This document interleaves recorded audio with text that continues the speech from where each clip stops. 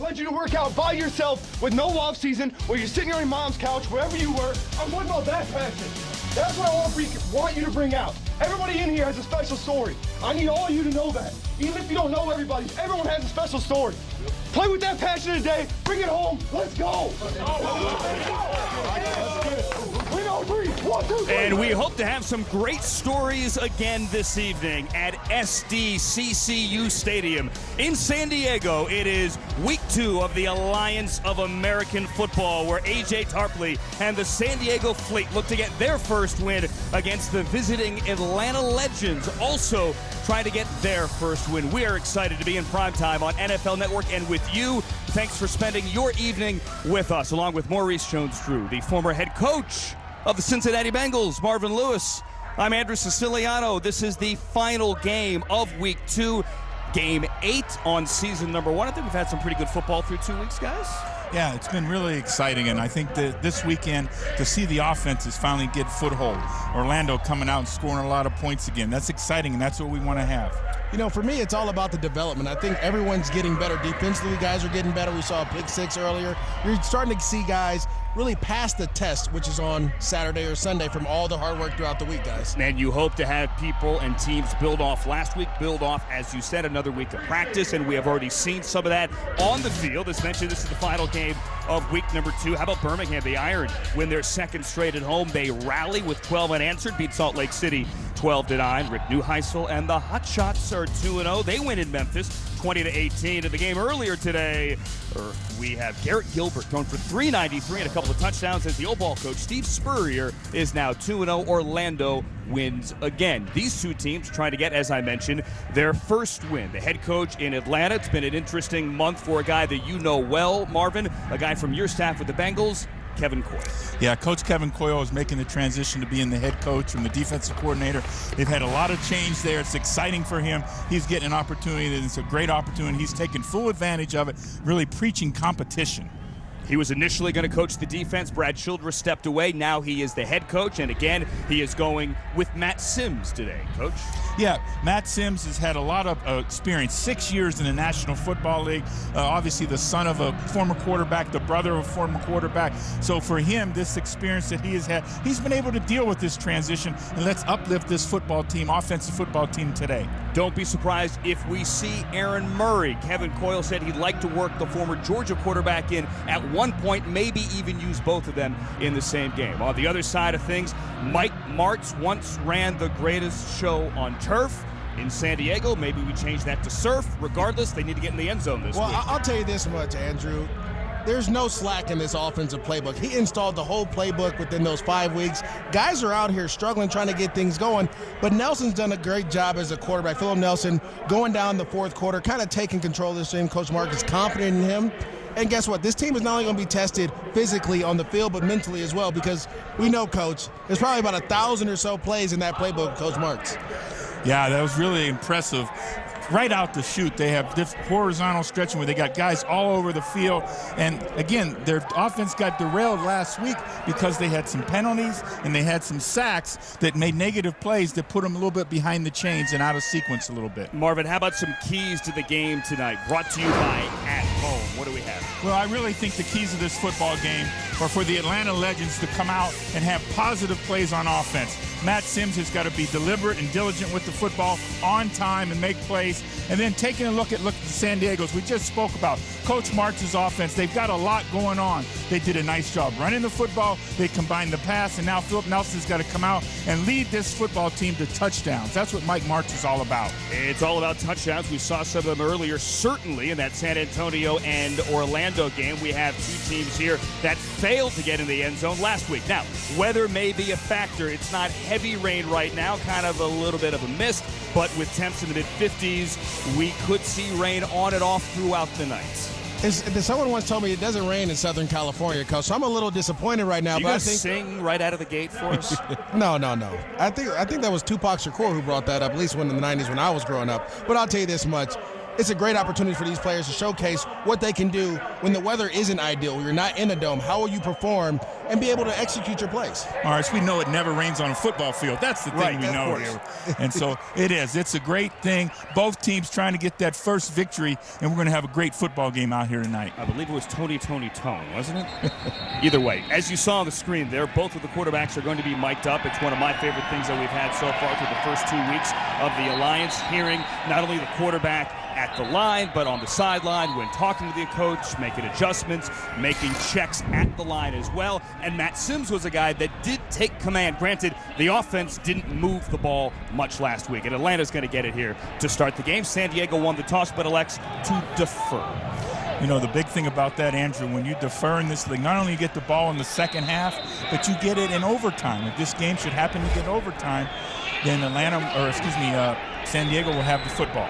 Which is huge, and again, there is no kickoff here. The ball is placed on the 25, and that is where Matt Sims is going to take the first snap of the game and hand it to Turian Fulston out of Notre Dame, who had 12 carries and 32 yards last week. How do you build off last week and get this offense moving after only a couple of field goals? Well, you got to run the ball. You got to get your offensive line going forward and do what we call offensively, create a coverage dictator, force the defense to try to stop the run, and then it opens up passing lanes for your quarterback and your receivers as well.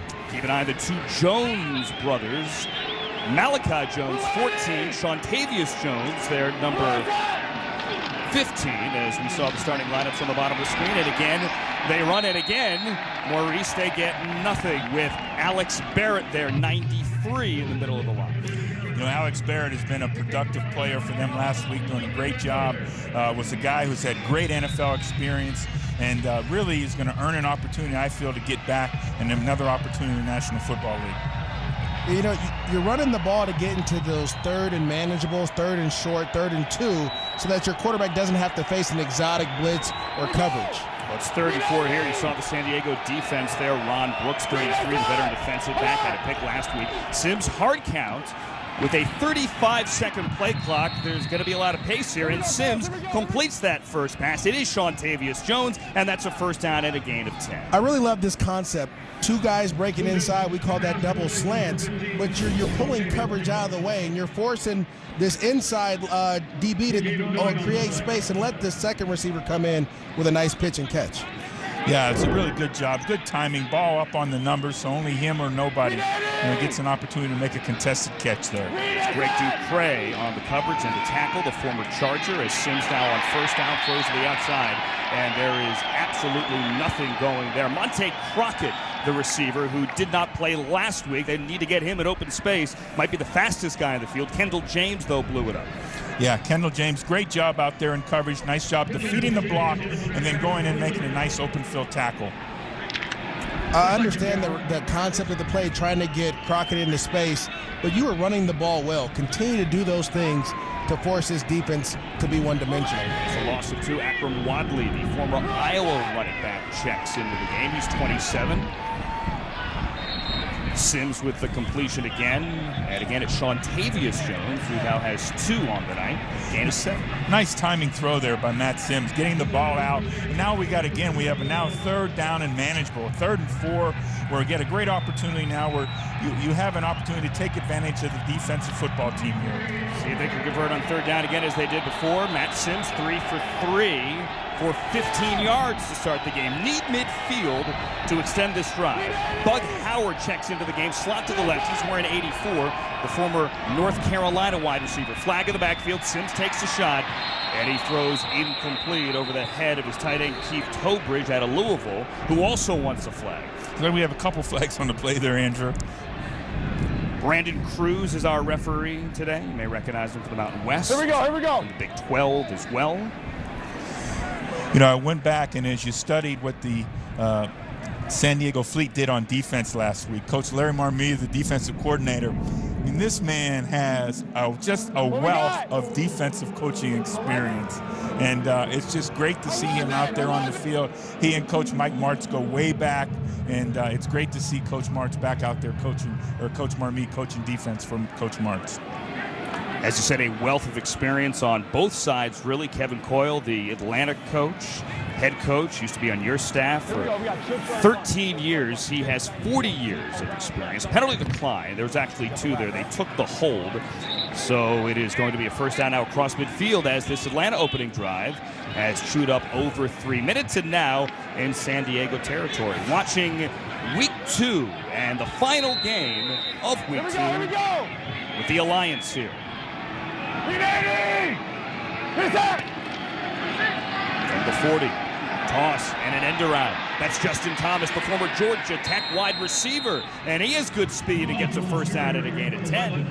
You know, Maurice, when we talked with Coach Coyle, he talked about the fact that Rich Bartell was now going to be not only his quarterback coach, but also his play caller. And you got to like how they begun this game today. Different formations, motions, now we're seeing around. So we're seeing a really good look at them attacking, you know, that first 10 or 12 plays coordinators like to have out there. Putting stress on the defense in different ways, slant routes, quick throws, making sure that defensive line can't hit your quarterback and get up the field. They say Thomas stepped out of bounds just ahead of the 30, so officially it's a gain of 9, and it brings up a 2nd and 1, and now a toss. That's Lawrence Pittman out of Wingate. First time we've seen him today. I don't think he has it. No, really good play there by Travis Freeney coming out in support, and he was a 6th-round pick in 2016 by the Pittsburgh Steelers. Has been with the Saints, spent some time in 2018. So, again, these guys are earning an opportunity to get their way back into the National Football League. Well, the one thing about Travis Freeney, Coach, he grew up where I grew up, 1. But 2, he is speed. A linebacker that can run and cover and hit. And there you saw his physical ability, being able to take on a blocker and still make the tackle. On 3rd and 1, Sims is going to call his own number here, and that is a first down. You know, I really feel like Matt Sims, like I said in the opening, his experience, the fact that how he grew up, he can handle all the change and the transition that this Legends football team has had to go through, and he just knows we just got to keep doing it, guys. It's going to all come together, and they had a great opening drive last week. Now they got to put a touchdown on the board and keep going from there.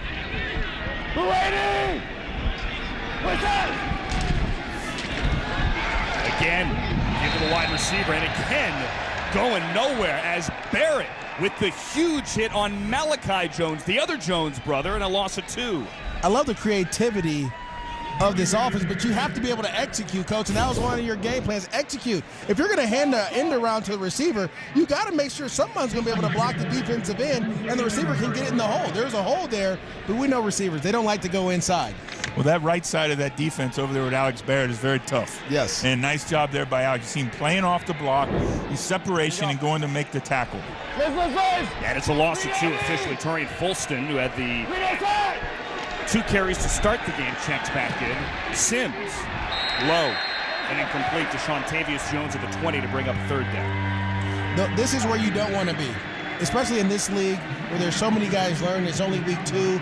You're starting a game plan. You don't want to be in this 3rd and 10 plus, because then you'll start seeing different exotic blitzes.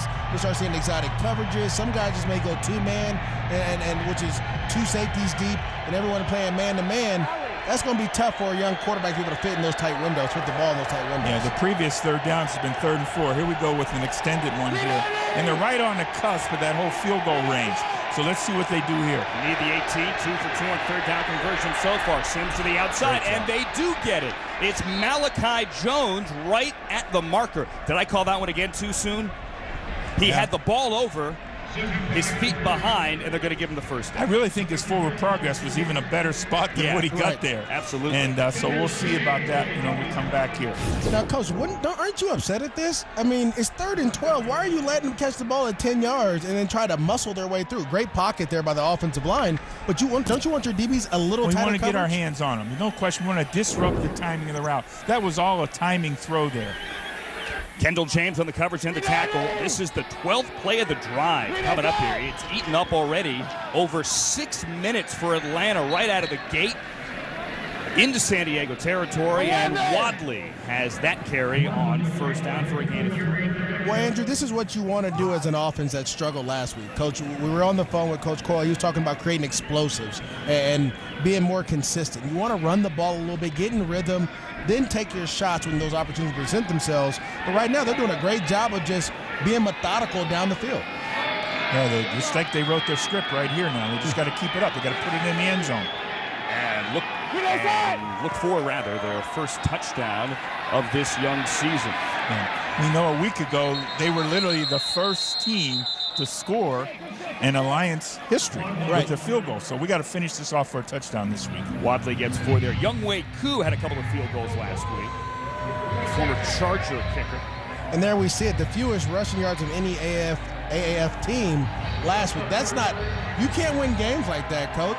I get it. Everyone wants to throw the ball around the yard, but you have to be able to make the defensive line at least, try to stop the run. All right, so 3 for 3 on third down, try to make it 4 for 4. Need the 8-yard line on this opening drive. Sims flushed out. Back of the end zone. Knocked down and incomplete.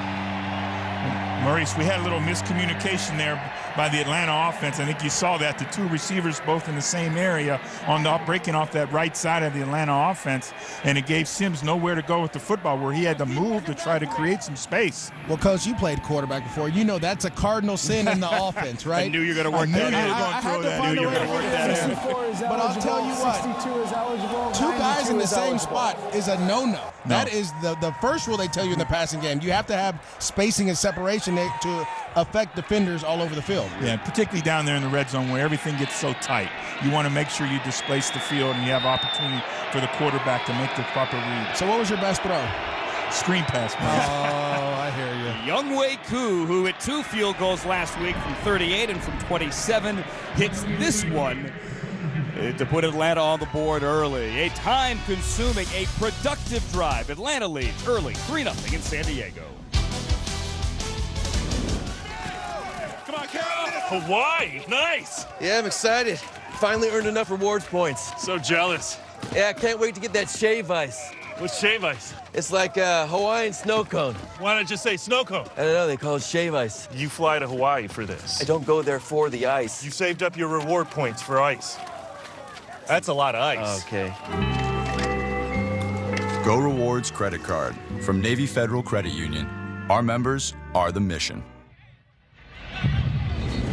So Atlanta's still looking for its first touchdown of this young season. They'll take the 3, though, on the opening drive. Chew up more than half the first quarter. And it's a 3-0 game. Our Skycam brought to you by Wheels Up. How Maurice Jones-Drew is getting home tomorrow. That's right. They have 3 tickets. Philip Nelson, the quarterback, here for Mike Martz, week 2. He did not start last week. Mike Bercovici did. He got benched after a hard hit and 3 picks. And now it's Nelson, who is a 3rd-round draft pick, the 24th quarterback taken overall. Yeah, you know, Nelson came in last week and run the offense there in the 4th quarter. It was a tough situation to be in, but he had some production, and he threw the ball on time. He avoided a rush, stepped through the pocket, and that's what Coach Martz likes. And he opens it up by handing it to Jaquan Gardner, who gets out of 1 tackle but does not have a lot of room to run. Gets maybe a yard. He had 55 yards last week. The running back out of Humboldt State. Look at the lineup, bottom of your screen here, for San Diego. Damian Mama from USC there at left guard. Mentioned Gardner. Cameron Kelly's a 2-way player, former DB for San Diego State, one of 8 Aztecs on this San Diego roster. You wear number 32, bro? Yeah, Coach, I did. Okay. You know what? I just thought, I didn't know if it was related. I was going to tell you something, Coach. I think there's something special with Gardner here. Low center of gravity. The game of football is all about leverage. And at the end of the day, if you're lower than everyone else from the beginning, you have a chance to win. With the play clock at 6, San Diego is going to burn a timeout. They get a yard on first down to 2nd and 9, and then can't get lined up, can't get the play in for 2nd down. Right back here, 3-0. That's not.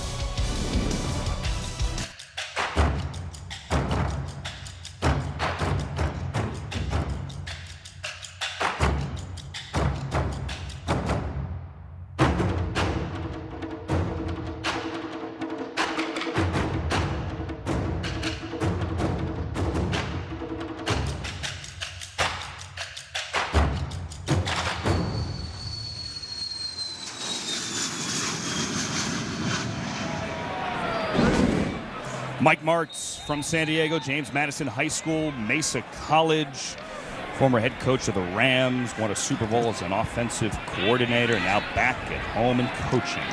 And Mike Martz is just a great offensive mind. Had the opportunity to coach against him quite a bit, and just a good friend. It's really great for these young guys to be coached by somebody like him. Mike Martz opens the game by running the ball twice. How about that? And there is your guy. It is not MJD. It is Jaquan Gardner, similar stature, same number, and a gain of 8. First of all, that number 32 is amazing. It is, isn't it? And Gardner's making it looking even better the way he's cutting and following his blockers. Now, he had a little penetration there, but was able to stay on his feet and use his blocker to get outside and get around and get a great gain there. And that's what you need to help a young quarterback out, Coach. You know this. A running game is his best friend. Every time we see that third down marker go down in those 2 and 3s and 1s, you got to feel better about it as an offensive football team. Terrell Watson, the back that you had in Cincinnati, checks into the game. Instead, though, they're going to hand it to the receiver on the end around, and that is Brian Brown out of Richmond. They needed only 1. He gets 2 out of bounds and a first down here for San Diego. Terrell Watson broke all of Christian Okoye's college rushing records. A big, strong player. We had him in Cincinnati, went up to Cleveland, spent some time with the Pittsburgh Steelers. So he kind of liked that AFC North a little bit. Well, I think the AFC North liked him because they love big backs. That's why they didn't draft me, Coach. And I'm going to ask you, why didn't I get a look in Cincinnati? You know what? I'll have to go back and check that out. You're still mad you fell to the second round. Run over the left side. It's Gardner again, his 3rd carry of the day, and he gets 4. Yeah, we have 2 former Bengals in there. Jeff Luke, who played at University of Cincinnati, spent some time with us in camp. And then on the other side, we just talked about Terrell Watson. But Jeff Luke, the middle linebacker, Kevin Cross feels really good about what he's bringing to defense. And defensive coordinator Louis Chofie, who was also on our Bengals coaching staff. Jeff Luke wearing number 50 in the middle of that lineup. Middle of that line, I beg your pardon. Linebacker, middle linebacker for Cincinnati. I'm sorry, for Atlanta, formerly of Cincinnati. Well, I love the way San Diego's starting the game. You have Damon Mama, who's one of the biggest guys I've ever seen in my life, right? Going downhill, leaning on these guys. You have your offensive line going forward. They'll help protect your young quarterback, but you're also leaning on that running game again. Continue to get in those 3rd and mental, 3rd and 3. You have a great opportunity, a high probability of getting this. Well, Gavin Escobar from San Diego State, who played a long time, had a couple great looks in the National Football League, also came up big last week as a 3rd down receiver. He's number 89. That ball is going to be picked off, however, just lofted it up in the air, and Carlos Merritt from Campbell had that fall right into his hands. As easy a pick as you will get.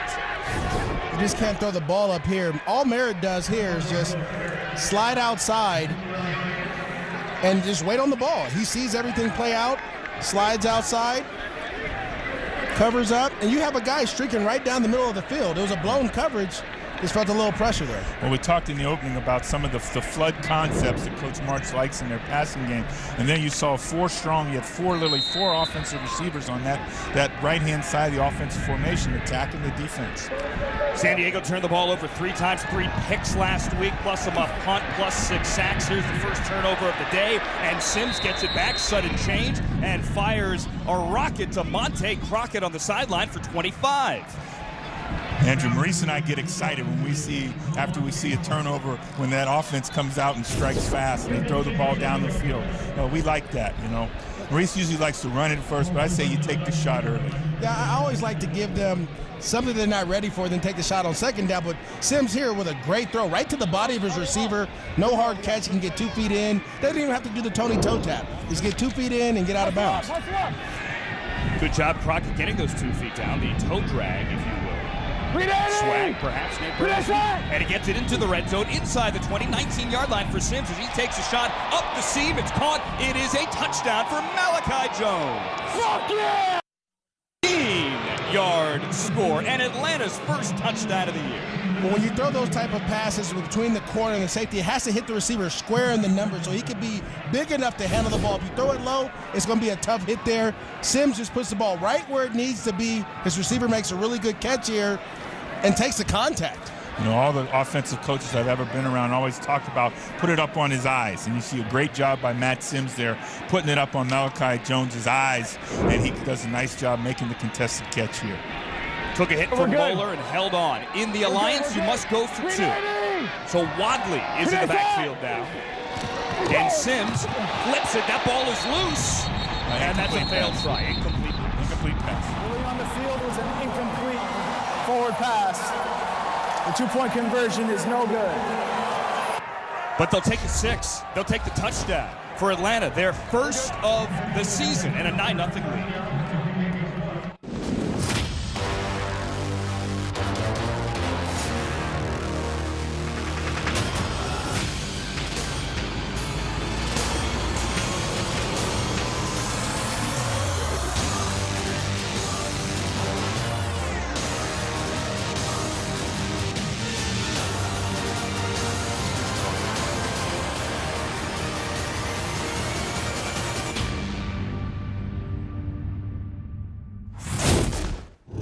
And the Alliance app is #1 now in both Google and the Apple Store. If you download it, now there are all sorts of Easter eggs hidden inside it. See what you could find and enjoy. I was playing with it before the game got started. Truly great stuff. Revolutionary. Fun. Play along with us as you watch this game here. A game that has Atlanta leading 9-0 already early. 11 plays in San Diego territory for the Legends. San Diego, 6 total plays and 1 interception as Philip Nelson is now back for his second series. He's going to tuck it and he's going to run. And Nelson, who ran for 10 yards last week, gets 15. They want a flag at the end, and there it is. Yeah, you know, Philip Nelson, like you mentioned, Andrew, he took off and ran on a nice scramble last week, picked up a first down, and kept the drive alive. And here he does going again. You know, he's got some athleticism and makes a decision and makes a positive, very positive play. You tack on the 15 after that. The one thing is you got to get down way before he slid. Slide early because, again, you have guys caving all around you. We don't want you to go down in this situation and lose this opportunity that you have to be the starting on the play for unnecessary roughness. You know, Khalil Bass hit him. They picked the flag up. I like that, Andrew. You know, he's sliding. The quarterback slid late. He's coming in. He doesn't know whether the quarterback's going to slide or not. You know, I'm in favor of that. You used to Maurice. play quarterback, Coach. I what know, side you're but on. both sides, you got to let them play football. This is football still. It's going to give him a first down without the extra yardage tacked on. 39-yard line. A play fake and a rollout. Nelson looks downfield, and it's dropped in and out of the hands of Owusu. He had it. Well, Francis Owusu out of Stanford, you have an opportunity to catch this ball and make a play. You have to do that. You know, every play in the AAF is a line on your resume. It's a try. Yeah. It's a try. It's a rehearsal. And so there goes the one opportunity. You may not catch a ball ever again. The quarterback may not throw you the ball again. You may get covered the rest of the game. You just have to make every catch special. We keep saying that, Maurice, that this is what this is. This is live tryouts. This isn't football in shorts. Nelson on second down. This one is caught, and that is good for a first down. It's the former San Diego State Aztec Cameron Kelly to midfield. Cameron Kelly, a big physical player. You see him coming back to get the football, making the contested catch there. Great tight coverage there by the Atlanta Legends on that play. Well, I love the throw, too. It was with conviction. So many times these quarterbacks, especially young quarterbacks, don't throw the ball. They second-guess themselves. So you throw it with conviction there.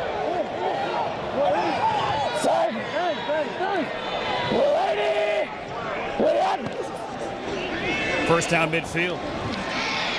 Nelson again, a drop. This time Nelson Spruce out of Colorado, a guy that left Colorado as the NCAA's all-time leader in receptions. I'm shocked. I'm shocked, Andrew, because when we called the games for the Los Angeles Rams, Spruce didn't drop anything. And this is the easy catch. He's coming back to the ball. It touches his hands. You got to be able to hold on to that. A couple of years ago, it looked as if Nelson Spruce was going to make the Rams in training camp, had a knee injury. The Rams' first year back in Los Angeles. Has not stuck on an NFL roster. He can play, though. That was an uncharacteristic drop. 2 minutes to go now, first quarter. And the little guy, Gardner, the 5'7" running back, gets a gain of 5 to the 45. All right, it's a good shot of this. I know this is one of the plays that, those downhill running plays you running backs get excited about. You see the isolation play on the linebacker as we work up into it. You see him lead up on the linebacker. There was a good positive run. They had this a couple times last week in their football game. He found a way to get skinny, Coach, between the tight end and the offensive line blocking.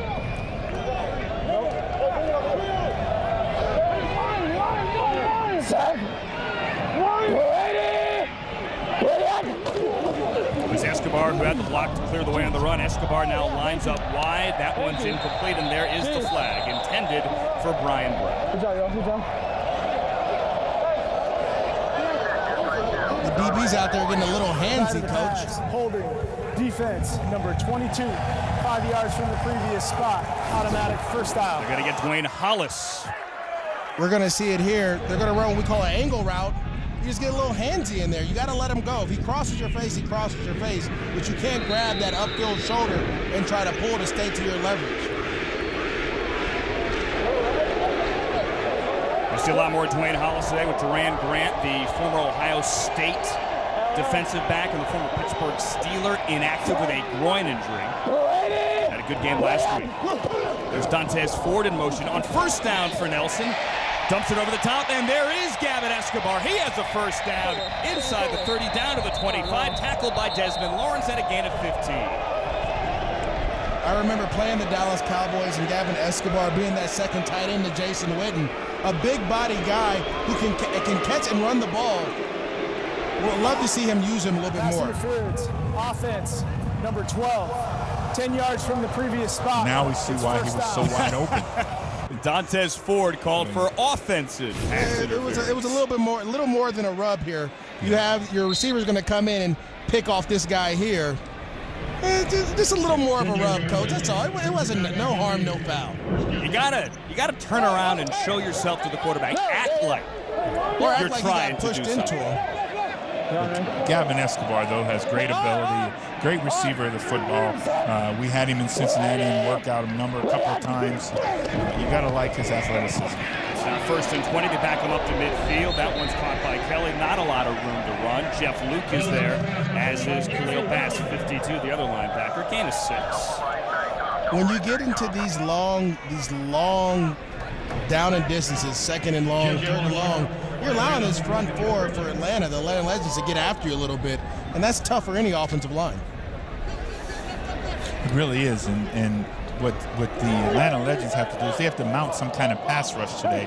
Thus far, Nelson has been very clean in the pocket. You see the light rain coming down, kind of a miss. There is a guy that you used to coach, Marvin, Terrell Watson, with the carry over the left side to the 40. A gain of 4 to bring up a 3rd and long, which we will do at the beginning of the second This is the end of the first quarter. Timeout. Atlanta has a lead, 9-0. Finally get a touchdown and leading on the road in San Diego. The final game, week 2 of the Alliance. Matt Sims taking a hit, but he's thrown a touchdown. We have a pick. Great start early, 1 quarter in the books.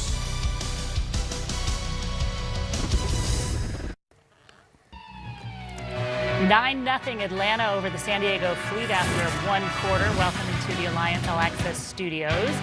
Alex Flanagan and Rod Woodson here, and wow, we see an Atlanta team that looks completely different than it did week 1, Rod. A team that was had a really tough time scoring in the game against Orlando shows up and looks really different. They really have, and it really starts with whatever Kevin Coyle told his football team this week, it's working. I mean, they scored 3 more points already than they did all last week. They got 9 points in the first half. Their defense put a shutout, but Matt Sims has played well. 6 of 8, 72 yards, 1 touchdown.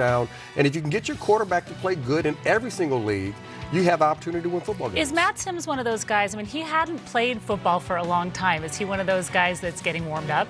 Well, you got to think that since he hasn't played in a while, that he gets that his natural ability comes back out as he's playing. Gets warmed up. All right, let's get you back to the second quarter of this game. But coming up at the half, we'll show you a wild game earlier today. Back to you guys. Alex, thank you, Rod. Starting the second quarter here in San Diego at SDCCU Stadium. You see the stats. An offensive explosion, if you will, already. Atlanta with 9 points on the board. Marvin Lewis, Boris Jones-Drew, Andrew Siciliano. Only 6 last week, and only 6 last week as well for San Diego. Philip Nelson here, opening up the second quarter. Hard count, got Atlanta to jump, looks like. Andrew, I think the receiver jumped at the bottom of the screen as well. Before the defense entered the neutral zone, false start, offense, number 14, 5-yard penalty. It's third down. Did you hear Nelson go, what? Yes.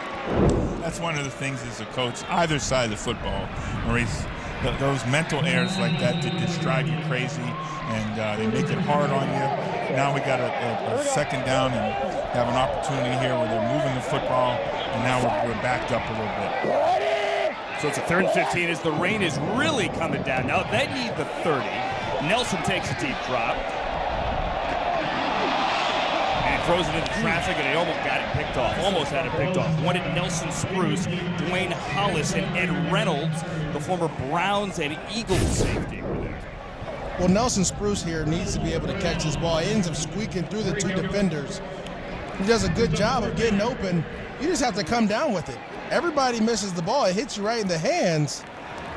You got to catch that. Well, good job again. You see them. You see the San Diego team move in the pocket, giving him an opportunity to get out in the way. And Ed Reynolds coming over, who started games in Cleveland, has had good experience in National Football League, coming over and having an opportunity to help disrupt the play.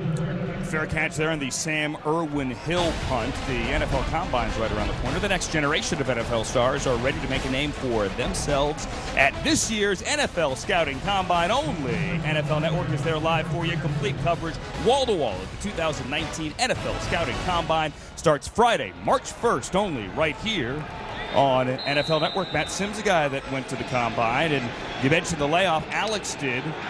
When we went back to the studio, Matt Sims had the longest layoff of any quarterback to start in the league. 7 years since he last started a game. Hands it to Folston here on first down. Talked to Sims this week, guys. He knew they could play better, thought, though, that they played better than maybe the stats indicated last week. He struck me clearly as a guy, I hate to use the cliche, that has a chip on his shoulder, but he wants to prove that he does deserve it. I agree, Andrew. I really felt like he wants to have this opportunity. He's very calm about this moving forward. Here we go. Green 80. Green inside. On 2nd and 5, Folston again, hit in the backfield. Here we go. And dropped. Maybe got back to the line of scrimmage. With the way the rain's coming down, you're kind of seeing a more conservative effort from this offense, trying to just run the ball. Because when you do throw the ball in the rain, it's a little slippery. Bad things happen when the ball's tipped in the air. And so I feel like you want to still be a little bit more aggressive with Sims. He's a veteran guy. Throw the ball down the field. Let him win this game with his arm. After this play, I'll share a little story what Coach Spurrier would say about that rain. 3rd and 4, they are 3 of 4 on 3rd down. He had a guy in his face, and he got rid of it. Couldn't do much. Wadley had it. Wadley's hit by Jordan Martin out of Syracuse, and it's 4th down. Jordan Martin's been all over the field, Coach. Yeah, he's had a nice start to this football game. Coach Spurrier used to say that year I spent with Coach Spurrier in Washington in 2002. A little bit of rain is good, because it makes the tackiness come up on the football. This might be a little bit much right here, right now. I think Coach, this seems like a lot of rain coming down, and I know playing those type of games in Florida, when it rains like this, everything is slick. Yes. By the way, you have more Steve Spurrier stories than just that one. Cameron Nizelak, the former Georgia punter, is on, and he's going to stand with that rain coming down on his own goal line. The play clock's at 0. Delay of game, kicking team. Half the distance, go to goal. It's 4th down. Well, we saw a substitution error there where the Atlanta Legends were short a player. You saw the player run in late. Penalty is 5 yards from the previous spot. They've got off to a great start. You don't want to have these kind of mental issues really affect field position, because you want to make this San Diego Fleet offense have to go the full field. So Larry Marby, the defensive coordinator. Wrong side, right? Nizelak back into his end zone, throws that towel down as it is a downpour. And this is going to be returnable. It's Ron Brooks. Works across the 45 after a 53-yard booming punt out of his end zone. But good field position for San Diego. See what the Fleet can do in the rain. Coming up. This land is your land. This land is my land. From California to the New York Island. From the Redwood Forest to the Gulf Stream waters. This land was made for you and me. So all month long, the Alliance is spearheading touchdown for Team Rubicon. For every touchdown scored in every game in February, the Alliance is going to donate $1,000 to Team Rubicon, a veteran-led nonprofit that helps communities recover after a natural disaster. Find out more, join the effort at aaf.com/donate. Had one touchdown so far. Hopefully see some more. Jaquan Gardner in the backfield here. Good field position after a 53-yard punt out of the end zone for Philip Nelson. And the hand to Gardner. Gets by Barnes in the backfield, and now Gardner gets upfield close to a first down. Jaquan Gardner, another great job running behind his pads like that, Maurice. He's a really patient runner with great vision. You know, this is the second or third time we've seen T.J. Barnes be in the backfield. Now, I played with Barnes in Jacksonville in 2013, and he was a 380-pound guy that Coach Gus Bradley tried to find a way to get on the team because of his athletic ability, but numbers happened, Coach. And he went on to play for the Jets and other teams as well. T.J. Barnes, 93 in the middle of that line, ball on the floor. Nelson picks it up and gets a first down out of it. So there, a botched exchange turns into a first down. Gain of 4. Sometimes as a player, everything's not going to work well. You're going to drop the snap, but I love the wherewithal, understanding the whole situation. Like, I got to get this ball, and the first down's right here. Let me make a move and try to get there. Didn't panic at all. You know, it's amazing how some of the players, Jaquan Gardner was with the 49ers in training camp, and they fit the style of those coaches, that zone scheme. Wet ball out there with the rain coming down. Nelson gets the snap cleanly this time, hands to Gardner going over the left side. Gardner's an interesting guy. We talked about the size before, 5'7". Was in Niners camp last year. He had over 6,200 yards from scrimmage and over 70 touchdowns, including 25 in 2015 alone. Yeah, that's called a playmaker. I don't care how big you are, Coach. You could be 7 feet tall or 5'7". If you can score touchdowns, you can play for me. I need you out. They're all looking for playmakers, and he's done a great job of it and really played well in last week's football game for San Antonio. And a perfect example of a guy that the Alliance is meant for, getting a second chance, a second look as Nelson is sacked back at midfield. It's Tracy Sprinkle out of Ohio State. Really good. This is what I talked about a little bit earlier, the fact that I really think the Atlanta defensive football team, the Legends, has got to be able to get some pressure on Nelson. And here you see Tracy Sprinkles coming in and making a nice football play. Split a double team there. You know, a fundamental flaw in this offensive line for the Fleet. You have to be able to get over to help your partner if he's having trouble as a center. It doesn't happen this time. San Diego gave up 6 sacks last week. That one is a loss of 11. Go, set. And it sets up a 3rd and long, a 3rd and 19.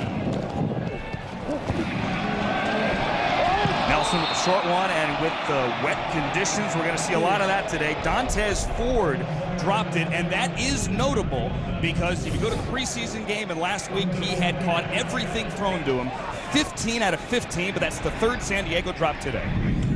Well, Andrew, when it gets wet like this, you have to take your gloves off, because the gloves lose all the tack now. So you want to go out there and be barehanded because your hands are a little more sticky in that situation if you're able to wipe them off. The other thing I noticed in that 3rd and long situation is the quarterback, Nelson, is under center. And we don't see that very much in today's football. Sam Irwin-Hill into and through the back of the end zone. A touchback. Atlanta gets the ball back with the lead 9-0 with the rain coming down 2nd quarter in San Diego. 52% of guys experience erectile dysfunction, but 0% like talking about it. That's why we built Roman. For the first time ever, you can get ED meds prescribed online, shipped discreetly to your door. Chat online with U.S. licensed physicians. And get FDA-approved medication, all in single-dose packaging. No more waiting rooms, awkward talks, or lines at the pharmacy. Get started with your free online visit at GetRoman.com/TV. Our view from Skycam atop that Atlanta huddle. Skycam brought to you tonight by Wheels Up. Great angle here. You see the rain on the lens as it is coming down. Maybe not as hard as it was about 20 minutes ago, but certainly the weather has been a factor. We've seen 3 drop balls from San Diego. We're good, we're good. 380. 380. Sims good with Lawrence Pittman in the backfield. Nice feet there by the running back out of Wingate and a gain of 5. You know, right now, Coach Mark's standing on that sideline saying, how come when they have the ball, it's not raining? Right. And we have the ball, we got a downpour. We don't call it, that's not called a home field advantage here, Coach. Pittman here, following his offensive lineman. This is one of the toughest plays in the game for guys, young guys to see, because it's not zone. You don't get to pick a hole. You have to follow a lineman into the hole and trust that he makes the right read. Last, yes. Get set. 380! Matt Sims changing the play. He's got Wingate next to him. He's going to hand it to him. And Wingate gets another carry. And Wingate gets over the right side.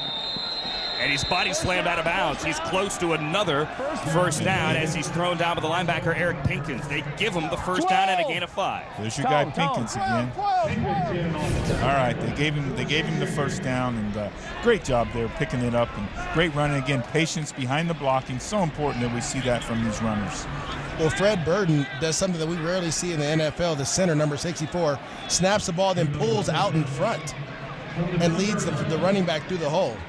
It's very rare to have an athletic guy that can do that. And when you do that, it just makes the flexibility of your whole offensive front so much better. Here we go. Burden did. Georgia Tech center actually had Justin Thomas, the wide receiver now for Atlanta, as one of his quarterbacks. Offense, 5-yard penalty. It's first down. You know, we've seen this, I think, with both teams through 2 weeks here, and you're going to see this with teams that are only playing their second game. Had one training camp, only one preseason get together as well. You got to get them lined up. I mean, it's the fundamentals here that you got to get straight. Yeah, you really have to, and the fact that you're hurting yourself with these mental errors and mental issues like this. Also take into consideration the 35-second play clock. 380!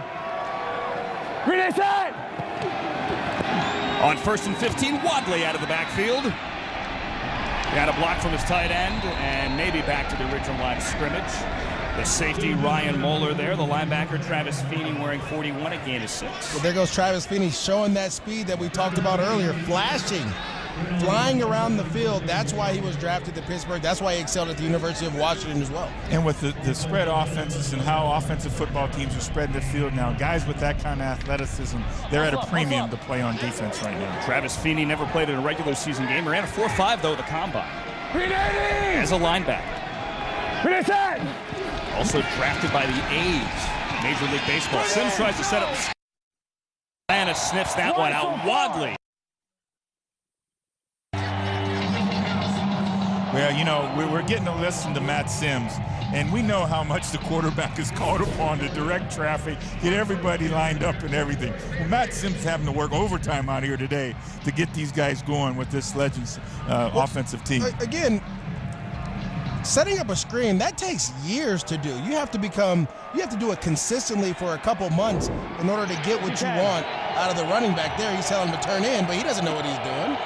A.J. Tarpley sniffed it out. His final play as an NFL linebacker was an interception of Ryan Fitzpatrick. Play clock at 0. Sims gets it off, gets away from a sack, but can't get away from that one as Jalen Robinson out of Purdue drills him and takes him down. Oh, I know Rod Woodson's excited about that. A guy from Purdue making a play.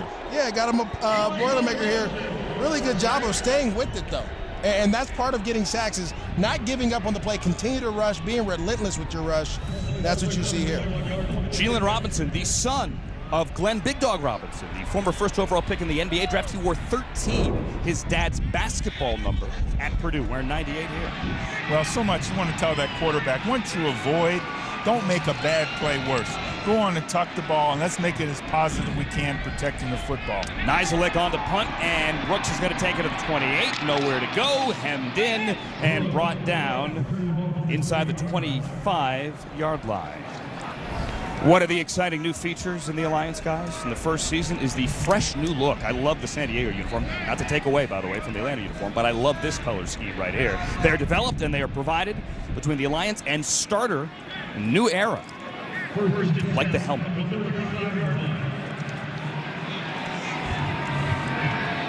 9-0 the score. Atlanta on top of San Diego. We are in the second quarter on NFL Network. Maurice Jones-Drew, former Bengals coach.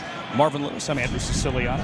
This is a big possession here for the San Diego offensive football team. They got to get the amount of drive here in the first half of this football game. This could be their last possession. And they come out in an I formation. Fake it, and that goes nowhere. Now, this is a very creative play, but it's just not executed well, Coach. And one of your keys of the game was execute the offense. You have to, as a receiver, block the guy on top of the receiver you're trying to get the screen to. They can't do that. Play doesn't work. Well, the other part of that, Maurice, is the ability to count, make a defensive count. In other words, is it two people, defenders over here? If they've got two defenders over here, then we need to run the toss play the other way. And right now, we're not seeing that from the San Diego offense. It was caught by Brian Brown. The tackle was made by the corner, Desmond Lawrence out of North Carolina, number 23. Again, two in the backfield, Terrell Watson. Gavin Escobar, the tight end, who stays in the block as Nelson throws, and again, it is dropped with that rain. It's dropped by Brian Brown. If I'm the coach on the sideline, if I'm one of the coaches, I'm like, hey, give me the gloves. Yeah. Put them over here. We're taking gloves off right now. Yeah, and we're going to catch the ball with our hands. Yeah, we're taking the gloves off because they've dropped too many footballs in this game already. And really, they're hurting them. Now we got a 3rd and long here again, and it's difficult to convert. I don't care what level of football you're playing at. 4th San Diego drop. The rain not nearly as bad as it was a few minutes ago. Nelson 3 for 9, only 16 yards. Going to step up in the pocket on 3rd and 11. He ran for a first down earlier, and he does it again. He's hit by Tyson Graham, but he gets enough for the first down to keep this drive alive. Yeah, Philip Nelson again taking advantage of the defense, the opportunity as they sink back into their zones. They're in the zone defense here. You got a 5 underneath, 2 deep zone, and he takes advantage of it by running it straight up the middle. Coach, when you can't throw the ball, go ahead and take off and run and try to get a first down and move the chains. Well, the defensive team's got to do a much better job of staying in their lanes.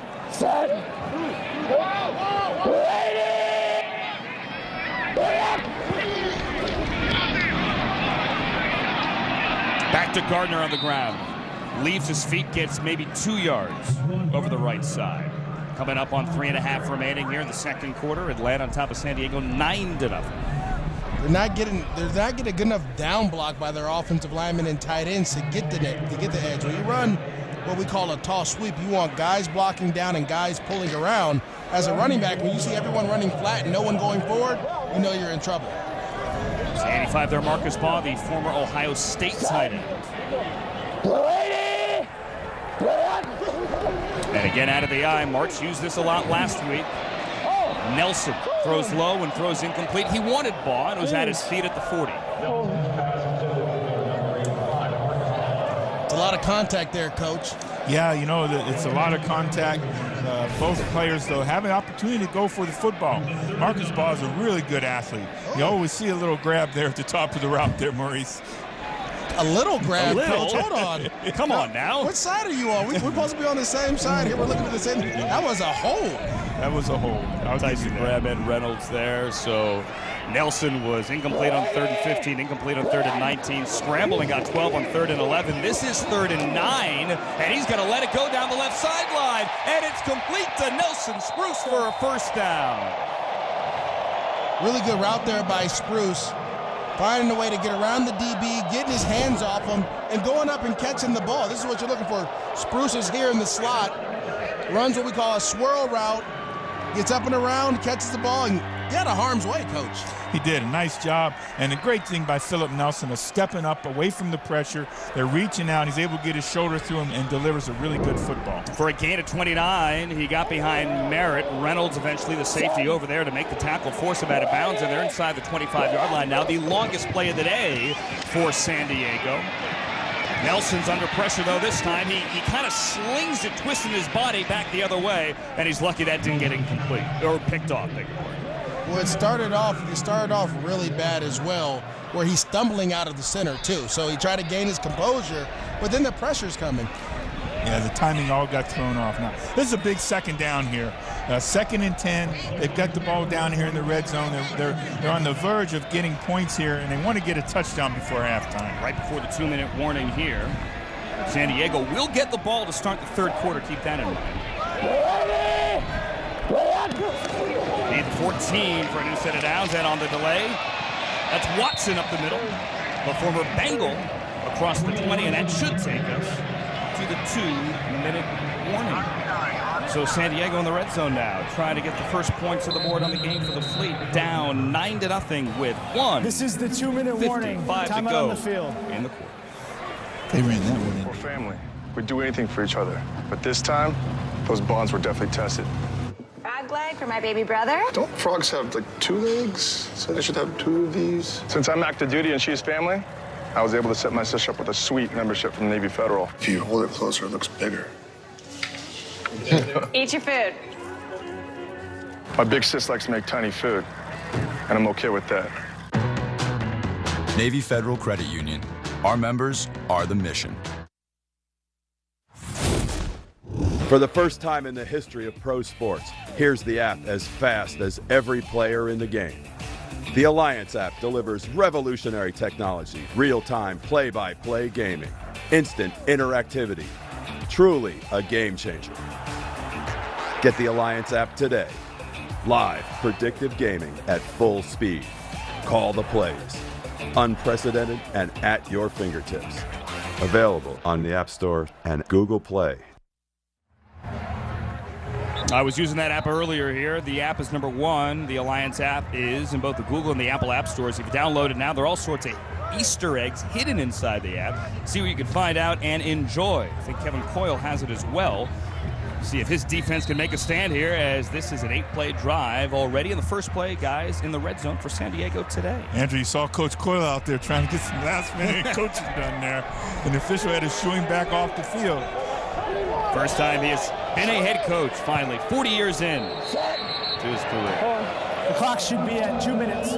Please set the clock to 2 minutes. Well, Andrew, you noticed that during the timeout there. When we broke, it was 1:56. It should have stopped at 2 minutes. They did put time on the clock, but only back to 1:59.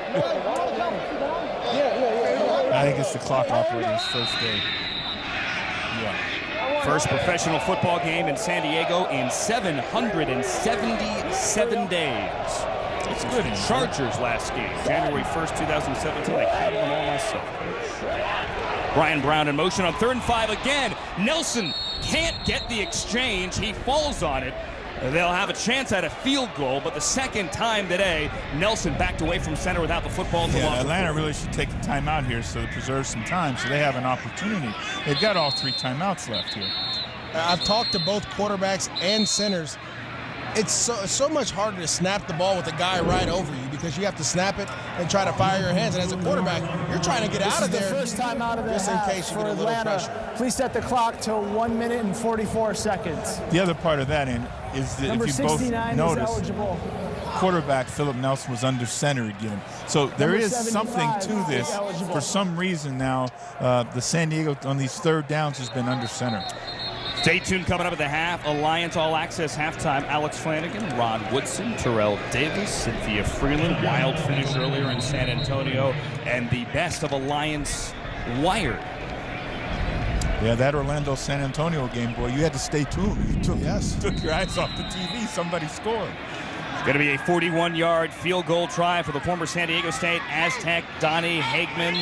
Sam Irwin Hill, the punter, is the holder, and we have movement at the line. Well, you see a little gamesmanship by the Atlanta Legends, their special teams. That shift versus the field goal team. You're down, and then on one move they're going to shift, and they cause the the San Diego Fleet to move. They got Terry Poole for moving early there. Is that one of your old tricks, Coach? Yeah, a little execution play there. We talked about it, special teams, right? Special teams. We're using those special teams meetings. A coach once told me, guys, he said, look, we impact games, but mostly on the losing side if we don't do our job. This is a 46-yard attempt.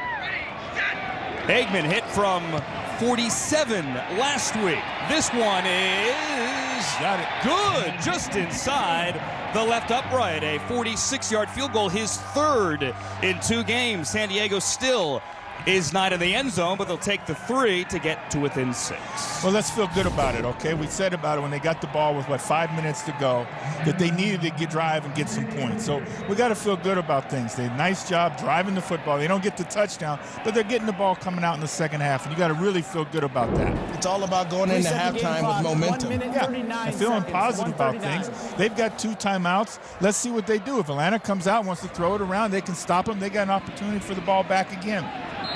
Matt Sims opened this game with a time-consuming drive, marched down the field, put 3 on the board. They got a pick, punched into the end zone 2 plays later, and now, as you said, trying to get some momentum. Who is that? Heading to the half from the 25-yard line. They're going to open, though, on the ground. Trips left. Play clock at 35.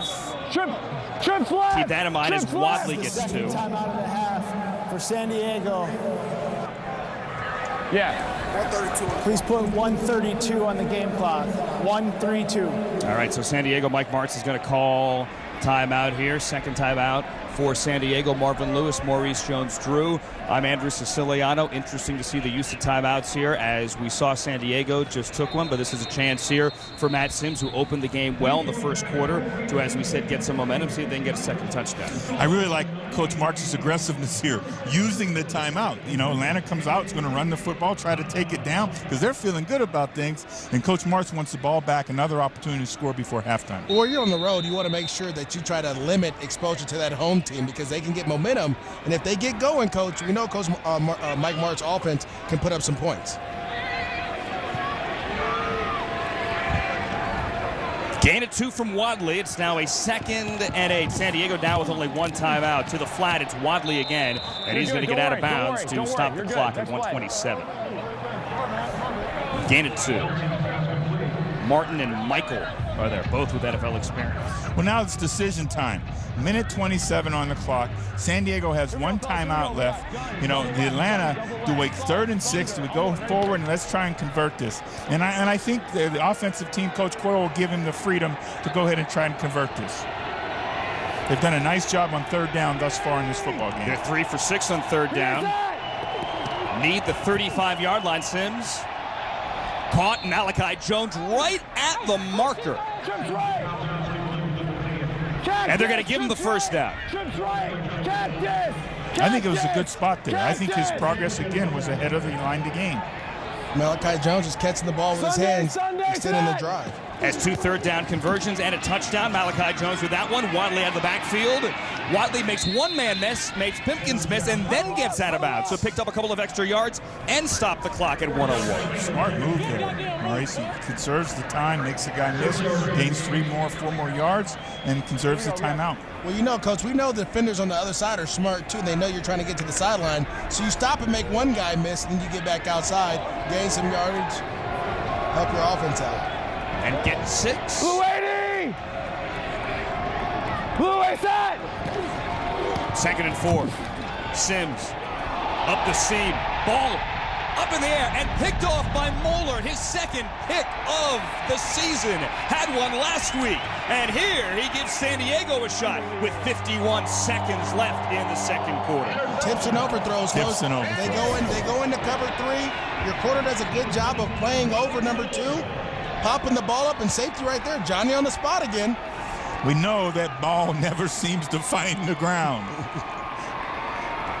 It was intended for Irvin Phillips. Curtis Michael with the hit.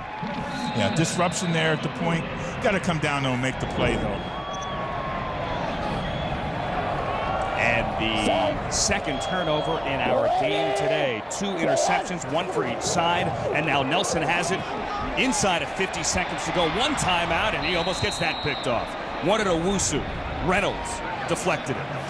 You know, Philip Nelson is just a touch late on these throws. You know, we've seen this a number of times now, right? When he's getting there, the ball's getting there, and defender's getting there at the same time. Well, Coach, you got to make sure when you're on that fifth step or that back step, you have to let it go. He's second-guessing himself again. Yeah, he's got to anticipate and drive the football there. Hagman's career long is 54, so potentially need to get to the 36 to get him there for that. Now, though, on his own 48. Nelson has time, lets it go. That's complete across the 40 into Atlanta territory. That's going to be good for a first down. As it's Montez Ford with the catch. And the clock winds to 30. Nelson high and almost intercepted. Clock stops at 25. It was Graham who could not come up with it. Well, you saw Nelson with the communication as they're getting to the line of scrimmage. You have to make sure the linemen know the protection, the running back knows what to do, and the receivers know what to do. Here, he just tries to get the ball to his back quickly. You know, sometimes you got to bring it a little bit lower. He's not Michael Jordan, Coach. Yeah, it's a little high throw, and I was impressed with the mechanics of things, but let's go ahead and execute the throw. That offensive execution, the first thing you wanted today from this offense. Play clock at 5. Nelson bat snap, gets it to his left, steps up in the pocket, lets it go down the sideline, and he can't hang on. Ford almost had it. Yeah, I can tell you when Coach Martz gets this offensive football team in the locker room at halftime, the first thing he's going to attend to is the number of balls that they've had go through their hands today. That would have been a nice catch. Well, if you want to play in the big leagues, those are the catches you're going to have to make. Those are going to be the kind of things that make Antonio Brown and A.J. Green, Coach, obviously DeAndre Hopkins and Julio Jones, the players that they are, those are routine catches for them. Yeah, these are big-time plays you got to make. These guys got to make these plays. 5:16 for Nelson. 18 seconds to go when they snap it. Nelson is going to get it across the 30, complete to Spruce at the 25. They have one timeout left, and they're going to burn it with 11 seconds to go. Final timeout of the half. San Diego, 30 seconds. I think he got the line to gain here, though, so I think we got a first down. No, 4th and 1. As the runner was short of the line to gain, it's 4th down. I thought he had it. Well, Spruce went backwards, and that's what ends up happening. You catch the ball, you can't run backwards, but he'll be fine. Here we'll see Spruce here in the slot. You get up there, you do a great job of getting the line. Once you catch it, you just can't go backwards, Coach. You got to go forwards in that situation. Yeah, again, he's coming back to the football. Again, the thing we talked about, the timing, just, again, account late with Phil Nelson. Get the ball there on time, drive the ball there. And because he didn't get it, because they have to burn the timeout here, they're going to send out Hagman for another field goal try. He was good earlier from 46. He's 3 for 3 on the year. This will be from 43 officially. We'll put it on the screen. Well, you see Atlanta's going to call their timeout and go ahead and ice the kicker here. Make him think about it a little longer. Ice the kicker, mid-50s in the rain. Yeah, you know, make him think about it. This is my thing, Coach, and we talked about this yesterday. Do your job. That's what it comes down to. It's just like golf. A nice, easy swing of the leg, hit the ball where it's supposed to go, make it. We're good to go. We go in with some momentum. I think you got a chance to play with this guy, but Sebastian Jankowski, okay? Yeah, I did. I played with him. I iced him once, and he was daring me to stare down. Unfortunately, he came back and made the kick. Or he would have come after you. He's a competitor. No, I'll tell you He's what. a big dude. He's a competitor. Could you have taken him? I'd have to take him. 43-yard attempt. To make this a 9-6 game. And Hagman is right through the uprights, and it is good. He is 2 for 2 and 4 for 4, and it is a 9-6 game. Mike Martz is still looking for his first touchdown. He'll take the field goal, though, to cut it to 3. Don't forget, AAF.com has all your in-game box scores, statistics, and leaders, anything and everything for all your AAF needs. And San Diego, remember as well, sorry guys, is going to get the ball to start the third quarter. But you got to feel good about the early timeout by Coach Martz here leads to the field goal. And they get some more points before halftime. And that's what we talked about. As Sims takes a knee. And Atlanta goes to the locker room with the lead 9-6 over San Diego. The Legends on top of the Fleet. But as you said, a chance for the Fleet with a little momentum here. and a field goal to get the ball back, to start the third quarter, and double up and maybe take the lead. Mike Martz and Philip Nelson walking to the sideline, 9-6 at the half. After the break, we take you to our NFL Network studio for the Alliance All Access Halftime Report with Alex Flanagan, Hall of Famer Rod Woodson, and Terrell Davis, and Cynthia Freeland. 3-point game at the break. We all talked about this. It's about finishing, you understand? Yes, sir. It's about finishing, all right? We got the lead. We got to build on the lead. Defense got to go out there and stop them this first drive. Offense, we got to make it a 2-score game immediately. You understand that? Yes, let's get after them. We know we can. We can move the ball up and down the field. Let's get good field position defense, set them up, get turnovers this half, and keep the pressure on. Yes, hey, the game is ours to win right now. Let's go. Right where we need to be. Let's go get it. Put it up in here. Let's go. Let's go. Legends on 3. 1, 2, 3. Let's go. Let's go to work. Head coach Kevin Coyle looking for his first victory. His Atlanta Legends lead the San Diego Fleet 9-6 at the half. Marvin Lewis, Maurice Jones-Drew. I'm Andrew Siciliano. I know this looks odd. They said stand on the box. I'm really not this tall. I feel better. Thank Coach you, asking you what you thought of the first half now that I'm standing down here. Maurice feels better about that, I know. Thank you. I did that for you, buddy. But Coach Kevin Coyle there, we got an opportunity to listen in, and that's where we were last week in the game. They've got to have a great second half here. They've got to play better on defense than they did, finish this football game out, and score touchdowns. Yeah, for the Fleet, it's about finishing in the red zone, guys. You've done a great job of gathering the momentum going into half. Now when you get in the red zone, don't kick field goals, score touchdowns. That's how you win games in this league. San Diego and Mike Martz, obviously a man known for scoring points, has yet to get the ball in the end zone yet. First half stats brought to you by the Air National Guard. As we see those numbers, San Diego's moved the ball on the ground, but only 60 yards through the air. Actually, the Fleet has the advantage in total yards, but Atlanta does have that one touchdown, Sims to Malachi Jones. That's probably the biggest thing we say here in the Alliance League, season thus far, is the fact that Coach Martz's San Diego Fleet are yet to score an offensive touchdown. Can't have that as an offensive coach. Well, I know it's you can see it's eating at him. It is eating at him, certainly. We talked earlier in the pregame, and we saw it last week as well. He has thrown the kitchen sink, so to speak, his entire offense at Philip Nelson and at Mike Bercovici last week. Let's see if they can get it going here. Doubling up. Had the field goal right at the end of the second quarter and opening here on the 25-yard line to start the third, and Nelson is going to loft it long on the first play of the quarter, intended for Brown, and he gets the flag. Desmond Lawrence on the coverage. I think if we could have listened to Coach Martz's halftime, we would have still him talking about let's go attack. Pass interference, defense, number 23. Ball's placed at the spot of the foul. Automatic first down. You saw Lawrence as well pointing to his left leg. He took his helmet off as he went to the turf, and now he's getting checked out. Hope that left leg's okay. Atlanta's already down a corner tonight, and Dorian Grant from Ohio State. We talked about him earlier in the game, who's been played NFL football, and now you lose Desmond Lawrence. So now we're going to call on Carlos Merritt, Dwayne Hollis, and Damian Swan. Well, Coach, guys, that's a veteran play there by Lawrence. He pulls up into the route while the ball's in the air. He just grabs the receiver to limit the big play. I'll take the PI over a touchdown with you on the ground holding your leg. Yeah, that was a big play. It was an imminent, as they would say, that was about to occur. Lawrence was actually flagged for a PI last week for 46 yards that led to a score. Here's another PI to open up the third quarter, but you got to like what Martz is doing. He's taking a shot right out of the gate. They're coming out being aggressive. They've got to, score touchdowns.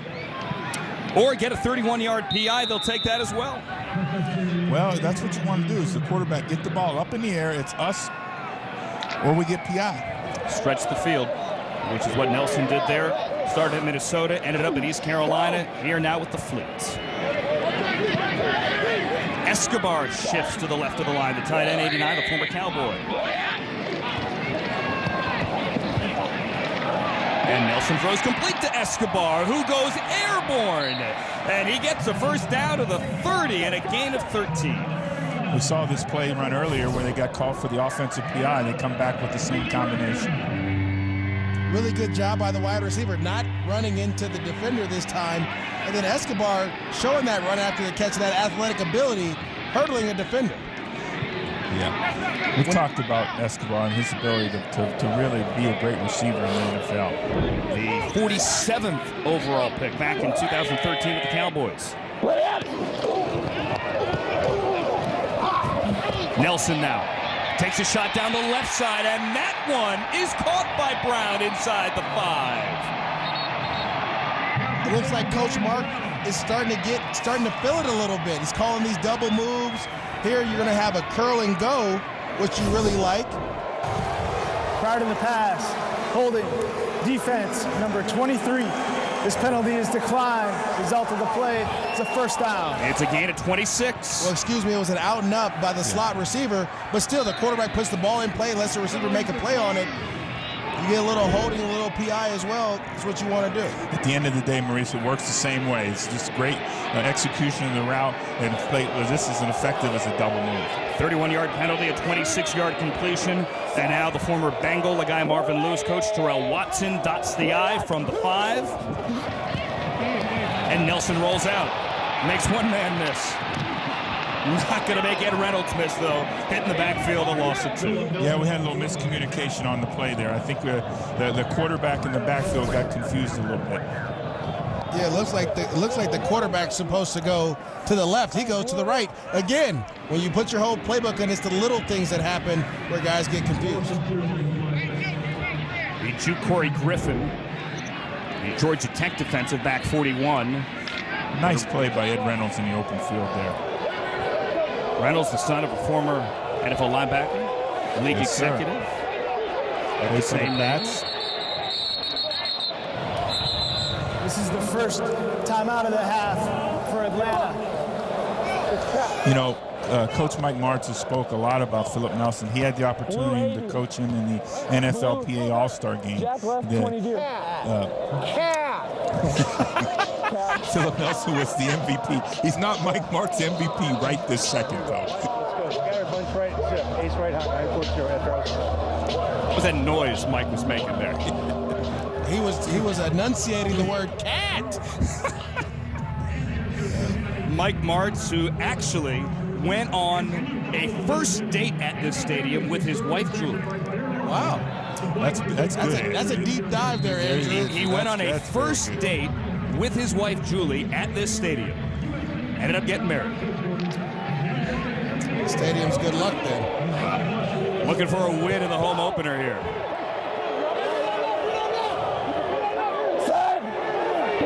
Second and goal, that's Watson again in the backfield, 39. Nelson looks right. He's going to keep it. He's going to get hit hard, and he's going to lose 2 yards. The guy that you had with the Bengals there, David Dean, 95, was the first to get him. Nice job by David Dean. David Dean really, we brought him to Cincinnati, played at the University of Virginia. He's done a nice job and was on our 53-man roster, was on our practice squad for a while, left us with an ankle injury at one point, just got injured and wasn't able to make the football team. I tell you what, guys, Philip Nelson can't continue to take these type of hits when he's running either. He has to learn to get down. Lost 2 yards, lost a yard, and now a 3rd and goal. They're backed up on the 8. Blitz picked up, no flag for a hold. Nelson chased by Dean, and then is going to throw it away. You could only blitz 5, and Nelson almost got dropped in the backfield. Yeah, nice job. Good timing on the pressure by the defensive football team, rushing the 5th rusher up the middle of the field. I tell you what, here you have it. The linebacker's going to shoot the gap. The running back has to block him off here. Does he block him or hold him? He blocks him. That's a great block. If Coach doesn't call Remember that a that PI, goes both ways. Yeah, right. You gonna call the PI, Coach? I don't call that hold. I feel you. It was Khalil Bass who got blocked. We'll call it. The running back says he got blocked. Donnie Hagman's on for the short field goal. Try call it 26. He's 2 for 2 from the 40s. This one shorter and this one good. So he is 3 for 3. Still no touchdowns for San Diego. They'll take the 3. They'll tie the game. We're 9-9 early in the 3rd.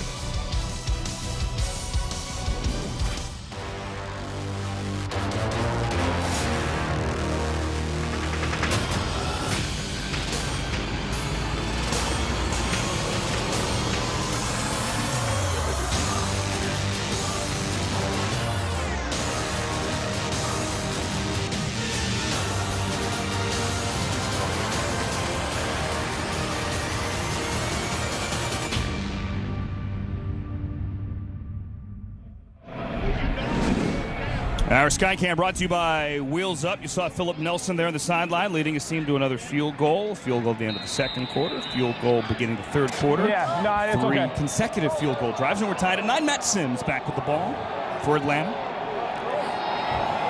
The former Jet quarterback. Seems like the rain has gone away, at least for now. Torian Fulston out of Notre Dame with the carry over the left side. Had a nice week 1. Really hasn't gotten much going here today. It's maybe 3. Well, we heard Coach Coyle come out and talk about the offense getting a score right away in this quarter, and it's going to be important they mount something. They kind of got stagnant there at the end of the second quarter there, Maurice. Yeah, you got to get back in rhythm.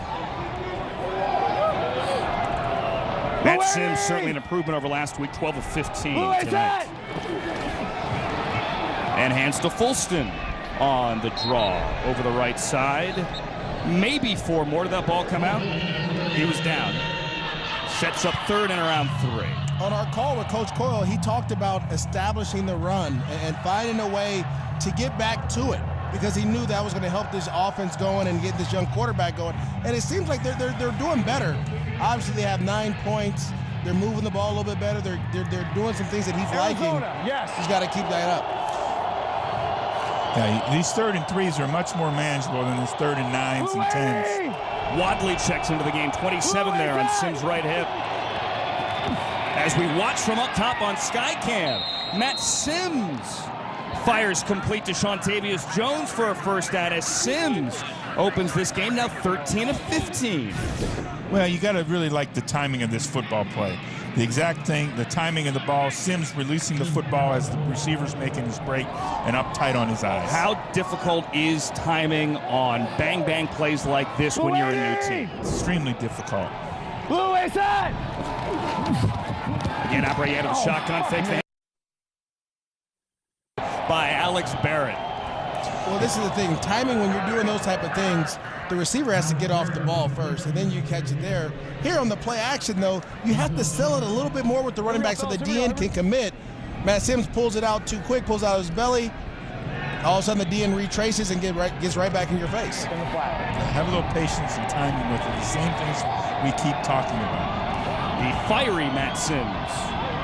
That fire not in any way extinguished by the rain that's coming out a little bit harder now. Charles Stanberry Jr., the tight end, wearing 80 in motion, and in traffic, it's incomplete. Tarpley on the coverage. Yes, he dropped it. It was Irvin Phillips, 82, Matt. Matt says, if I'm going to take these hits, you have to catch the football. You know, those are some of the things I have a little issue with quarterbacks, because it's not easy catching the ball between 2 guys, Coach. Well, it's not easy, but if this game were easy, then anybody could do it. You're right. We have both quarterbacks mic'd up, and watching last week's game, Atlanta-Orlando, let me tell you, Matt Sims is fiery. I said that before. It is fun to listen to this guy as he is intense. And come on, I got that off. There's no way. You gotta love him. I got it off. This is the second timeout of the half. Atlanta. 30-second timeout. Atlanta takes a timeout. Well, it's the whole thing. The process, speed up, let's go. You know, that's from the sideline to the players getting back in the huddle and get going. Let's go. Hey, they're going to give you Tampa 2 here. Hey, if we run naked again, we got to run on the right side of the left. Yeah, we'll come back to that. Hey, 11 out. Hey, we're going to go here. We're going to go trips left, 2-jet chip, deep. Get out of here. Rich Bartell, the former Arizona quarterback there, is calling plays. Yeah, you got to like, Coach Coyle is really excited about him and his opportunity. He's taking full advantage of it. And Matt says, I got enough help now. You go do your thing. Let me do mine. Let me tell you, we need a separate Matt Sims feed. A separate Matt Sims feed. Well, he's the son of a quarterback. Yes. He grew up a quarterback. Akram Wadley into the game at back and running back. 27 there. Leaks out. Sims avoids a sack on the sideline. And he's just going to have to eat that one. Chased out by Tiny Tupou, and it's 4th down. The pressure initially from Jalen Robinson. Inside pressure is the worst thing for quarterbacks. Number 64. The penalty is declined. Result of the play is 4th down. Freddie Burton, the center, called for the hold. Yeah, you know, Fleet defense, again, doing a great job here today. They did a nice job last week in their football game, and they just continued to play well. I told you at the start of the game, really impressed with how they played a week ago. Coach, you play with a 3 technique. You had a 3 technique play for you that could get that type of pressure. How was it? How did that help your defense? Well, and it's affect so the effective offense? when you can get inside pressure, inside push. And obviously, Geno Atkins, the Aaron Donalds in the National Football League, these guys affect it, don't allow the quarterback to step up. Ron Brooks backpedals in the rain, fields at the 10, goes straight upfield and gets a nice return of 12 across the 20. And that is where San Diego will start things off in a tie game. 9:39 in the third.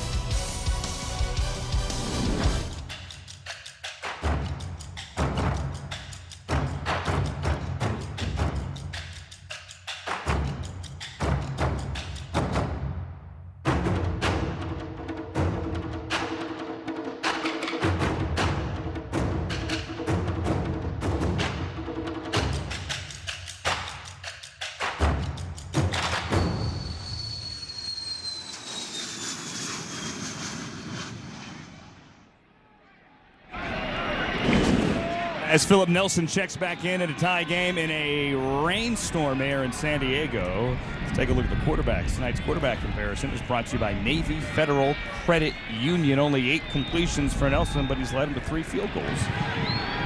Yeah, you want, obviously the drops hurt Nelson, but you like to see that a little bit closer. You want that more around the 14-15 range instead of the number 8. Well, Nelson's probably had 4 drops, so let's say he's 12 or 20, you know. But and then that makes it so he's been effective. Just the timing, he's got to get the ball out of his hand. He does have 4 drops. Sims at one point had 10 completions in a row. Fakes the end around to Owusu. They set up the screen here to Gardner. Not a lot of room to run, but he makes a couple of nice moves and gets near the 29 for a gain of 6. When I got a chance to watch Gardner last week and watch some of his tape and study him, short area quickness, coach, a guy that can make anyone miss in a phone booth. You get him there, he's able to use his stature and his ability to put his foot in the ground to go. Kids don't know what phone booths are anymore. Oh, they don't? No, they don't. You never been to New York? No, I have. Okay, so let's say short area. You ever play Foursquare in that type of box? Gotcha. Much better. Thank you. 2x2. Speak to the millennials, MJ. Not like the box he's standing in. 2nd and 4. And it's Gardner again over the right side. Nowhere to go as T.J. Barnes, who once went to a tryout for the WWE, makes the 10. This is a big man. Played great football at Georgia Tech. Just, you know, Maurice said, you know, you guys had him in camp with you, so you know the big girth of this man. All right. T.J. Barnes officially 6'6", 380. I wonder what his wrestling name is. He is a phone booth. He is a phone booth. Yes. 3rd and 3. Empty backfield. Nelson incomplete with a flag. It was Watts on the coverage. Brandon Watts. PI. Well, it looks like they called that offensive pick again. No, they're going to call interference. Defense, number 58. Ball's played to the spot of the foul. Automatic first down. Anytime you can get a wide receiver on a linebacker here running a whip route, getting back outside, their linebacker has to hold because they don't know which way you can go. Julian Edelman is a guy that made this route famous, right? Running those in the Super Bowl, running those option routes on Corey Littleton, just tearing the Rams defense apart. Yeah, just the isolation on the linebacker, like you said, working in and out. New set of downs. And the give again to Gardner, who again shows good elusiveness in the backfield. The right side of that line didn't hold, and Gardner made something out of it. Yeah, these guys are trying to get off these blocks, get to an edge, get separation, as you can see how they capture the outside on the blocks. Well, you have your tight ends that's trying to block down. He gets beat outside, but the lower leg strength of Gardner, being able to break those arm tackles, the swat there. I mean, you know what, Coach? He makes me want to get back in shape and get back out there with that 32. In and then jump back out. You know? That. Yeah, I like that. So Quan Gardner, a little Humboldt State, once ran for 2,200 yards and 25 touchdowns in one season. Now the former Bengal Terrell Watson checks in, and he's tackled by the former Bengal Jeff Luke. These are both your guys. Yeah, you know, you got big man on big man there. Two big, strong, physical people. But the little delayed draw, run with Terrell Watson there. And it's not like it's second and long. This is a second and medium play, so the defense is ready to play that. You said Jeff Luke's your son's favorite player? It was my son. This is one of his favorite guys ever. He had a chance to coach him at the University of Cincinnati. Timeout of the First field. timeout of the half by San Diego. 30-second timeout. With 7:03 to go here in the third quarter, and Nelson goes over to Martz. Let's see if we could take a listen to this conversation. We're going to run Dodge. Okay. Laser Rocket Dodge. Rocket Dodge. On the bubble over there, the X. Make sure 81's in there for this, okay? 81, yeah. Rocket Dodge. Rocket Dodge. 81's Nelson Spruce. Rocket Dodge, MJD? No. Yeah, that's probably going to be some type of quick throw, right? Because you're just trying to get the first down. Maybe a slant and a bubble, which is the slot receiver bubbles outside. A flat defender, which is probably your linebacker. Well, and I think you're going to have an either-or choice for the quarterback. You know, this third down situation, 3rd and 3 like it is, where he's got one play designed to the right and one play designed to the left, and we'll see as they come out of the huddle how it aligns. Yes, we got number 81 over here, so we're going to run a bubble over here, and we're probably going to have double slant over here to the offensive right. With Watson in the backfield, 81 and 82, Nelson and Owusu to the left, and he's going to throw it to Nelson, who catches, turns upfield, and gets the first down. So we didn't get that combination, but we did get a combination route on each side. Well, yeah, they're going to run an option route here with Nelson Spruce, something that he excelled in at the University of Colorado. Being able to give him a two-way go. Break inside if you want to, or outside if you like, if it's open. And then the quarterback makes the read. He's got a man side or he's got a zone side. When Nelson Spruce left Colorado, nobody had caught more passes in NCAA history, 294. He has since been passed as Gardner gets 8 with a flag, likely a hold. Well, they got a lot around that corner there. That was the thing that you saw the defense cut off early on. And sometimes that means there's somebody who grabs somebody. Looks like it's going to be on the tight end here. Holding offense, number 89, 10-yard penalty. It's first down. All right, so Gavin Escobar, the former Cowboy, gets called for the hold. He's a former Aztec as well. Pro Football Focus last week rated Escobar out as the best blocking tight end in the Alliance after 1 week. Yeah, that was impressive. Pro Football Focus, does a great job of analyzing and grading the NFL players week in and week out. And the fact that they've moved over and now they're doing the same evaluation for the Alliance players. That's great. 6th penalty now for the Fleet for 49 yards. Backs him up after the hold.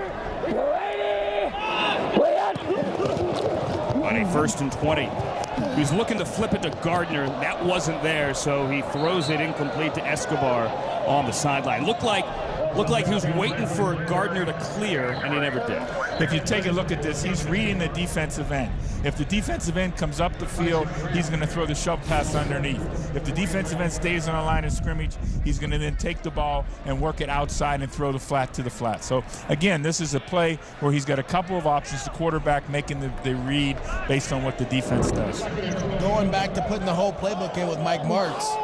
That's a lot. Yeah, that's a lot. Yeah. T.J. Barnes in the middle of that one. He's hard to miss. 91, J.T. Jones out of Miami, Ohio, also there. And a hard cannon move. Second one, you got to snap it. You got to snap it, though. We got him. Defense number 91 jumped into the neutral zone, causing a reaction by the offense. 5-yard penalty. It's second down. Nelson's telling his center, Jeremiah Colin, who didn't play last week, you got to help me out here. Yeah, you get that 2nd and long like they've got here, and the defensive coaches are telling the guys now, let's not jump off sides, all right? The offensive team's trying to get half of it back. Everybody's trying to get the same thing done. Here the defense makes them no. So they get 5 back after the hold, and it's now a 2nd and 15.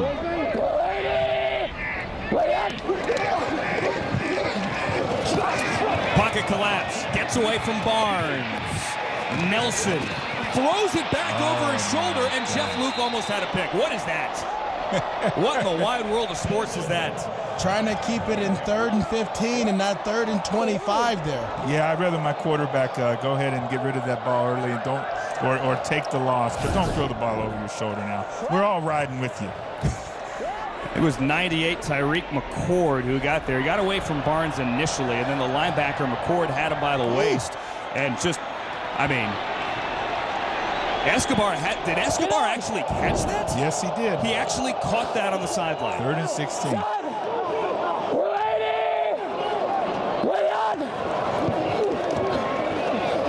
There's a flag out. The play clock was at 0 when Nelson took the snap there. They didn't blow it dead, though, so I don't think they're going to call delay. We saw Patrick Mahomes make some of those throws back across his body last year in the NFL season. But I don't know that we saw him throw one over his head. Automatic first down. Wow, a killer illegal defense here. When they're backed up on 3rd and long, and that's an automatic first down. Yeah, that's on everybody on the defensive side. But going back to what you said about Patrick Mahomes, Coach, a lot of these young guys, similar to the Odell Beckham catch effect with the one-hand catch. Now quarterbacks can start trying to throw these no-look passes and try to get on SportsCenter, huh? Yeah, don't do that. Yeah, Patrick Mahomes, just incredible athleticism, incredible feel for the game. And, I don't know that everybody possesses that. You got to try it first. I don't think that anyone else possesses that. Under 5 to go now in the 3rd in a tie game. It's Brown in motion. They keep Gardner in the block. Nelson. Once Brown almost got picked off. That ball hung up there a little bit. Carlos Merritt had his eyes on it. Well, as I'm watching Nelson, he's not stepping into his throws, Coach. It seems like he's falling backwards. You can't do that. As a quarterback, you got to put that foot in the ground and step forward. Watch him here. Yeah, again, he's just late on the ball, laid out, and we got to do a better job of getting rid of the ball on time. The other thing I think is he's going through his progression. His eyes are staying in the same spot the entire time. The other thing as well, this is his first start in 25 months. Back to East Carolina days. Had a cup of coffee in Canada last year. Had motion there in the slot. That'll be 5. He had a cup of coffee in Canada last year, but didn't really play. Offense, number 83. 5-yard penalty. It's 2nd down. Well, when we talked to Matt Sims, you asked him the question, Andrew, about do you like to get hit? And his response was, it was good to get hit, but not as much. Right. And I think sometimes we're going to start to see that with these quarterbacks and the development of this. You got to be able to take a hit in the pocket a little bit and still have the confidence to stand in there. It's the 5th penalty on this drive. Combined on these two teams as the rain is coming down there, as you can see. When we look at this game right now, it's 9-9, and when whichever team wins this football game, the other team is going to go back and they're going to regroup and they're going to look at all the things, all the opportunities that they wasted, and which hurt their opportunity to win this game. Nelson asking for the play call again from his OC, Rich Bartell, on the sideline. He does have the in-helmet communication, as we have in the NFL as well. They have the shotgun here on 2nd and 15. Pump fakes, pulls it back, and then takes the dig. It's caught by Baugh. They're saying he's down, though, before that ball came out. Marcus Baugh with 58 on the tackle. Brandon Watts. This Atlanta Legends defense is flying around right now. Catch and the runner's forward progress was stopped prior to losing the football.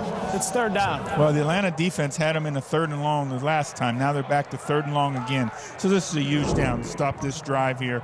Get something going for get the ball back for their offensive team. And Coach Coyle said that this defense is kind of the same defense you guys ran in Cincinnati, where Mike Zimmer was a D coordinator. What are you expecting here on this long down distance? Well, you see them overloading the right-hand side of the offensive formation up front, right from the start. You're going to see some kind of line gain here. On 3rd and 11. Spruce underneath. Turns upfield with a flag down, and for now, with the ball out, has a first down across the 30. Atlanta's saying back the other way as we try to sort this out. It's a first down with the flag. Runner is down. Well, the first thing is we got offensive pass interference on the San Diego Fleet, and then secondly was the football out. Tyson Graham had the recovery. There's no official signal yet. Offensive pass interference. You got the OBI right? How though? No pass interference. Offense, number 82. The ruling on the field is a fumble recovered by the defense. The penalty is declined.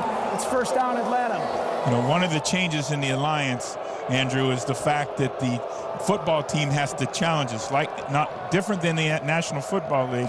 On a turnover, it's up to the head coach to challenge whether he wants to challenge it or not. Let's see if this is worthy of a challenge. That ball's out.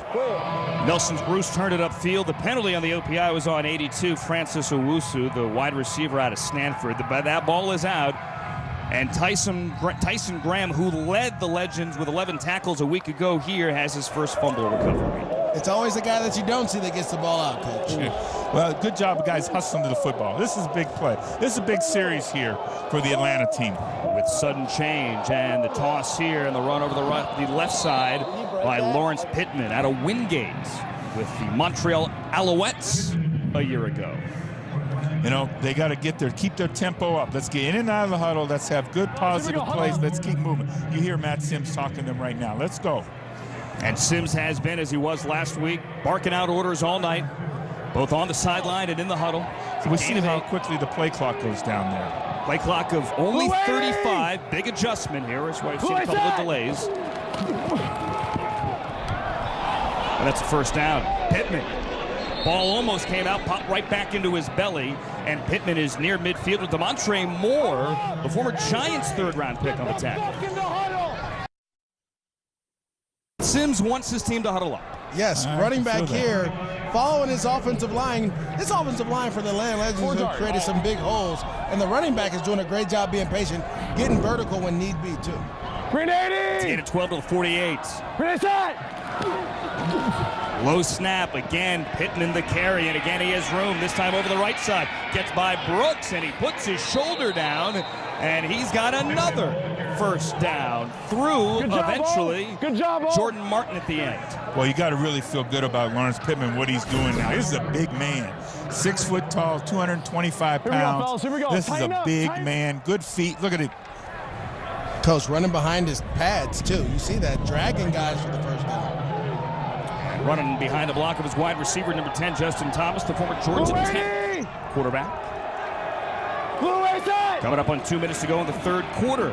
And now a collision to the backfield. It's Wadley, the carrier there. Moeller gets him at the line of scrimmage. Something wasn't right there. Yeah. Lawrence getting a little blow there. Well, when you have your tight end coming back to block the defensive end, he actually runs into the running back. Now, Wadley out of the University of Iowa did a really good job. I mean, when you watch his tape from a college player, I remember scouting him, quickness, could read holes, did a really good job in their zone scheme. It was one of the reasons that team he was on was playing really well. They beat Michigan at home too, Coach. Wadley's a guy you think would stick eventually in the NFL. You had him in the Senior Bowl a couple of years ago, 35 touchdowns for Iowa, and here is Wadley again. Wadley has room over the 30.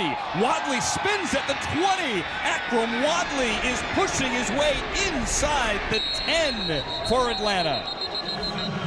That's a nice job. Good development of the play. You see Matt Sims avoids the defensive end on coming off the offensive right side there, and we'll see the replay here. Great job by him avoiding and then getting the ball, patience to throw the screen. Makes a nice, accurate throw for the screen. Well, Wadley does a good job understanding that I got to get out in front and go. The linemen are going to be there just to get you started. If there's no need to get started, you got to go and make it happen. Some great open field moves, nice pirouette spin there like he's a ballerina, Coach. Getting upfield. A gain of 33, the longest play by either team today, takes him inside the 10. Again, a low snap, and they'll keep it on the ground. Shy of the 5, as let's see what Atlanta can do now in the red zone. That was Pittman on the carry that time. I would go back to that running play where you're pulling linemen and you're blocking down and you're giving Pittman the ball, because he's doing a really good job of filling that offensive lineman as he goes through the hole, then making his move off that and going forward. Well, we're second and goal here now. This is a big down here for him because we're getting into the time we're about to impose our will. Yes, right, Coach. 7th play of the drive, maybe the last play of the third quarter. Pittman in the backfield out of the gun for Sims. 1 on the play clock. Sims, nowhere to go. You can only bring 5. Seems like they all met at Matt Sims. Well, on the running play like that, the back's in there leading. The linebacker's able to step up and fill the hole. They tried to run quarterback draw there. When we get back, Can Atlanta take the lead in the red zone through 3 quarters in the rain in San Diego? Each of these two teams, the Legends, the Fleet, looking for their first win of this new Alliance season. We are tied up at 9 apiece at the end of the third quarter. Welcome into our Alliance All Access studios. I'm Alex Flanagan along with Terrell Davis. And TD, we've got 2 teams here in the Atlanta Legends and the San Diego Fleet that both are looking for their first win. What do you see so far through 3 quarters? They are. It's wet out there. The conditions aren't ideal. But you know what? It's just one of those things where they're trying to get some yards here, and it's just been sloppy. No offense is really doing much at this point, but the defenses have showed up, and this is really a defensive struggle. And I know it's early in the season. I'm not going to say must win, but it'll be great to see these teams are fighting for this win. Seriously, though, when you've got a quarterback like Matt Sims or even Philip Nelson, kind of building that confidence is important, isn't it? It's important, and back to Philip Nelson, I mean, the offense that they're running, it is pretty complicated. We talked about that before. And so for him to go into a game like this with the weather conditions, the offense, that's a lot for a young quarterback. All right, let's see who can bust out of the tie. Back out to the game in Andrew Siciliano, Marvin Lewis, and MJD. Thank you, Alex. Thank you, Terrell Davis. Rainy in San Diego, his hometown, 9-9 with a 3rd and goal here for Sims and Atlanta. This game has 1 touchdown. It was Sims to Malachi Jones. Let's see if we can get another one, guys, to start the quarter. Maurice, we're going to see some kind of high-low combination here to try to take advantage of the coverage. Wadley in the backfield, 3rd and goal. Play clock at 1. Sims, as we look from up high, fires to the outside, and it is dropped by Jones. Yeah, man-to-man coverage here by the Fleet. And this is all they say. Look, we're better than you. We think our corners are better than your wide receivers. We're going to play press man. And we're going to put pressure on your quarterback and force him to make a tight throw. A tight window throw gets batted down this time. They brought the pressure there, and the one-on-one happened to the sail route to the corner. Yes. That's the throw you want to make at that point. You know, making sure he can cover him going outside, breaking away from the leverage. Younghoe Koo, who hit from 29 earlier and is perfect this season, 3 for 3, is trying to give Atlanta its first second-half points of the season. And that is what he does. A 26-yard field goal has given Atlanta the lead, 12-9, 6 seconds into the fourth. And that Alliance app is #1 right now, both Google and the Apple app stores. If you download it, there are all sorts of Easter eggs hidden in it. Fun stuff to find. Go look for it, see what you could find and enjoy. As we have a 12-9 game now. Atlanta on top of San Diego after the Younghoe Koo field goal early here in the 4th quarter. San Diego's had trouble hanging on to the football. We had a pick early on as well. Able to muster 3 field goals and now trailing by 3. Starting from the 25, which is what you do after a field goal or a touchdown. That's Watson running hard for maybe 3 yards over the left side. Bass was there. Jeff Luke was there as well. They really like this little delay draw here, Maurice. Well, it's funny. It seems like they keep running, but guess who's in the middle, Coach? T.J. Barnes, that big body that we talked about, 380 pounds. He's finding a way to get he's always around the ball carrier when they're running between the hashes. T.J. Barnes, Jeff Luke at 64 pounds. They're big up the middle. Luke is 50, Barnes there. Middle of the line, 93. Nelson with the play fake. And just missed him. He missed Brown over the middle, the Richmond wide receiver. Yeah, you know, they're staying pretty conservative here with the pro set, just 2 wide receivers on the field and 2 backs. So they're trying to stay within themselves and really give an opportunity for Philip Nelson, trying to make sure he doesn't make the big error. But sooner or later, you're going to have to cut it loose. San Diego, take a shot, Coach. 4-12 on 3rd down. They took shots opening up the 3rd quarter. A couple of shots downfield. See if they do it here on 3rd and 7. Flag in the backfield. Incomplete. One at Escobar. Bass and Graham were there. 2 flags on the play now. There's a guy in there. On the defense, 15-yard penalty, automatic first down. They're going to get bailed out. Yeah, you know, it's these penalties are very costly. We know in this Alliance League. Without getting too deep in the weeds here, illegal formation. It's 15 yards. It's an automatic first down. You can only bring 5. There are other ways, though, as Kevin Coyle tries to plead his case and figure out what happened, that you could be called for an illegal defense and illegal formation. Well, I'll tell you this much. With all the corner issues right now, the secondary issues that the Legends have, I would be going downfield more, Coach. Yeah. Cameron Kelly, the former San Diego State Aztec, one of 8 San Diego State alums, bottom of the screen, and that is where Nelson goes. Short, Kelly came back for it, Swan on the coverage. Slipper-ass ball, jeez. Wet football affecting not only the guys trying to catch it, but the guys trying to throw it. That's where big hands come into play. Some of these quarterbacks, when you have the ball's wet, that's why they measure your hands at the combine to see, can you hold a wet ball? Can you throw a wet ball? And then, Coach, I don't know if you did it at your practices, but some coaches do a wet ball drill. Well, you do. You got somebody that walks by and squirts the ball on the center all the time, and the quarterback try to figure out who was doing it. We had that live on NFL Network a couple of years ago when Jared Goff was coming out, had Pep Hamilton and Hugh Jackson dousing a football. The delay. Gardner has room, and on 2nd and 10, Gardner gets 12 before Reynolds pulls him out of bounds. First down, Fleet. That was probably the easiest run that he's had all night here. Gardner just following his block. Everything opens up for him.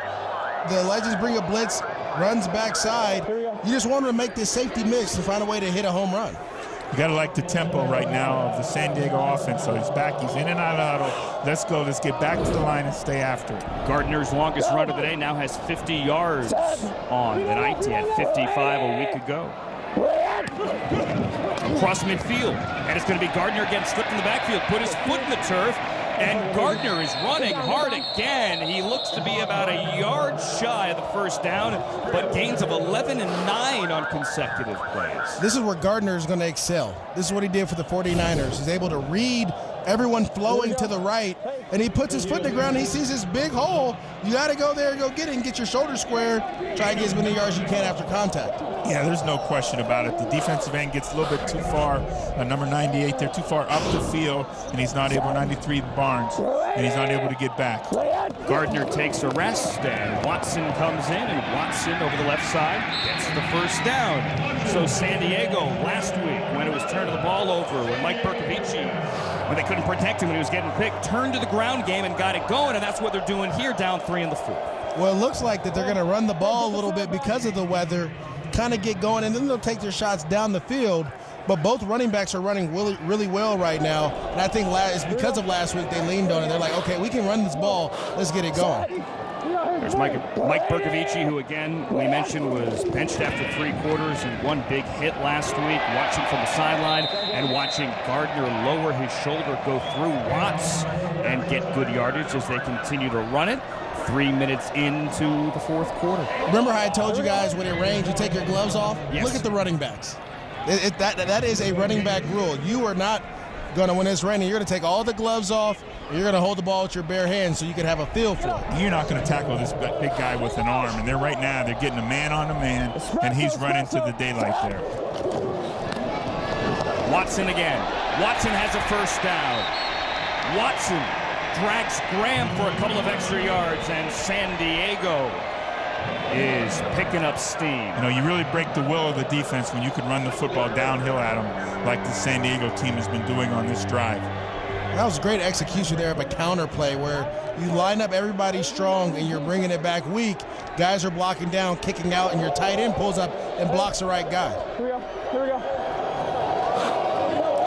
There's an aircraft carrier in the Fleet logo, but they are doing their damage on the ground today. A 6th consecutive run. This time, Watts gets him in the backfield. Yeah, not Terrell's best thing to get knocked sideways. He's got to put his shoulders and want to go, make sure his runs go forward. Loss of 1. It's so funny you say that, Coach. Running backs are we're all different. You know, everyone thinks, oh, he can run the ball. No. Maybe that's Gardner using the speed and the ability and the quickness to get outside. Watson's a bigger back. And so you're talking about a guy that's 244 pounds. You want him going downhill and wearing down the defense. Brandon Watts, who played for the Vikings, we camp for the Vikings, opportunity to come make a great play there. Against Watson, the guy that you had with the Bengals. A back pedal and a handoff again. I don't know how many times tonight, but that 2nd down and long delayed draw that San Diego has been been really efficient with. Well, I love it out of this formation because all game out of this formation, they have been throwing the ball, protecting. Here you turn around and hand the delay draw off to Watson, and he gets downhill. Now you're in the third and manageable. It's a gain of 8. Gardner checks in. Watson goes to the sideline. You going to run here? No, you're going to throw the ball. Ford and Brown to the left. Kelly to the right. And that's Brown in motion. They need the 7. A little sprint roll. Sprint right. Caught, sliding out of bounds on your rear end, and short of the first down is Brown. It's a little bit of mental error by Brown there, not getting the route deep enough to get the first down. They run the sprint roll right, and the quarterback's a good timing. He doesn't get the depth of the route deep enough. And they're going to go for it. As they should. This is a great design. Nelson sees his sprint right option. He wants to throw the quick flat. The receiver has to get the depth, not the quarterback. Yeah, he's got to get the depth. See what they do now on 4th and 1. It is a 3-point game, and Mike Martz is keeping his offense on the field. He has Gardner and Watson in the backfield. Watson's the up back. He flips it to Gardner, who gets around left end. That's a first down. That's a touchdown. An 8-yard score for Jaquan Gardner, the first fleet trip to the end zone. Well, really, Maurice, a good job. Put Watson in the middle, fake the dive, and give it to the speed guy outside. Well, you've been getting hurt by both running backs, so as soon as they see Watson at fullback, everyone's like, okay, here comes the dive, here comes the dive. So they all sell out on the dive, and you're able to get Gardner on the outside. Great run, too. Jaquan Gardner, out of Little Humboldt State, scored over 70 touchdowns in college, and he caps off a 9-play, 57-yard drive. Rather, 9 carries and 57 yards for Gardner on that drive.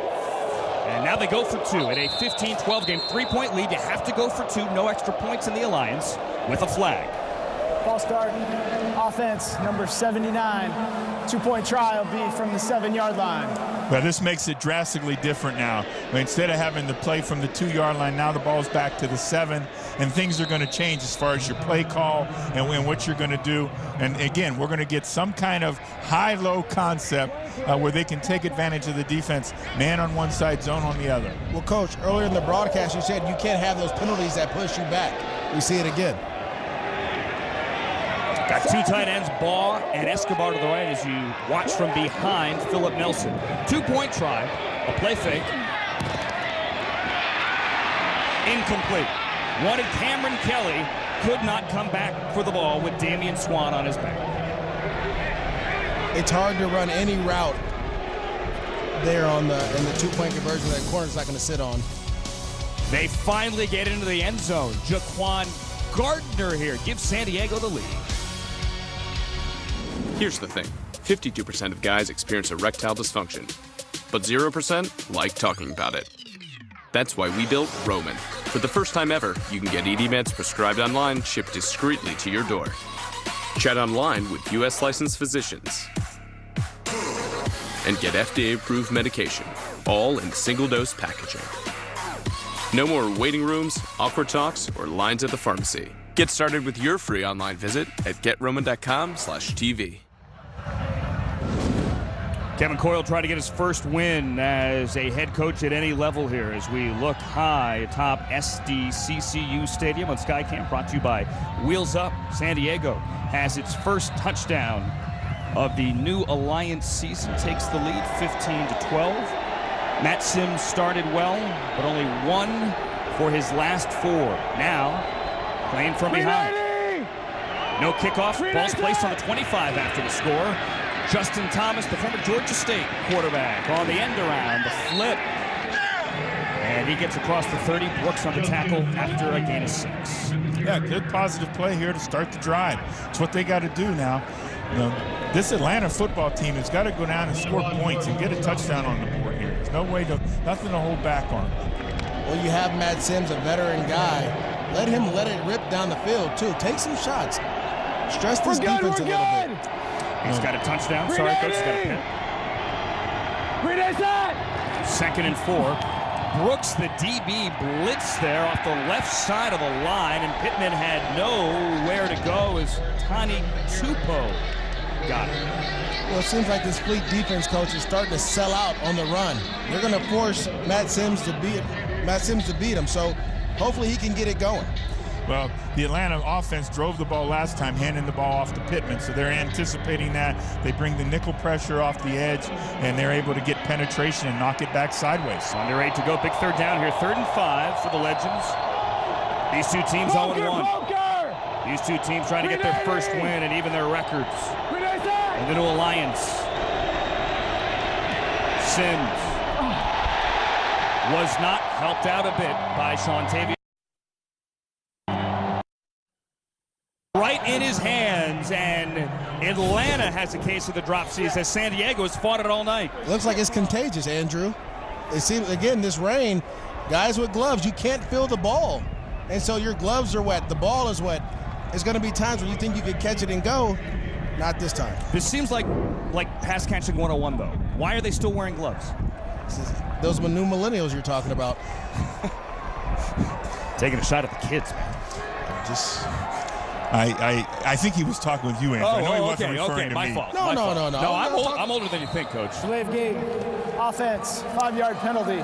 It's 4th down. Delay of game there with Cameron Nizelek back to punt. Ron Brooks, you saw there, 33, set to return. But going back to the 3rd down play, Matt Sims got flushed out of the pocket a little bit. He moved away from. Compose yourself and then make an accurate throw. Compose yourself, make your accurate throw. The ball is a little bit behind. It should be caught, but just a little bit behind. Nizelek gets it away. Brooks had a 16-yard return last week. Puts this one on the ground, gets it back, and has nowhere to go. Bug Howard down for the tackle at the 39. San Diego, decent field position, up 3, halfway through the 4th.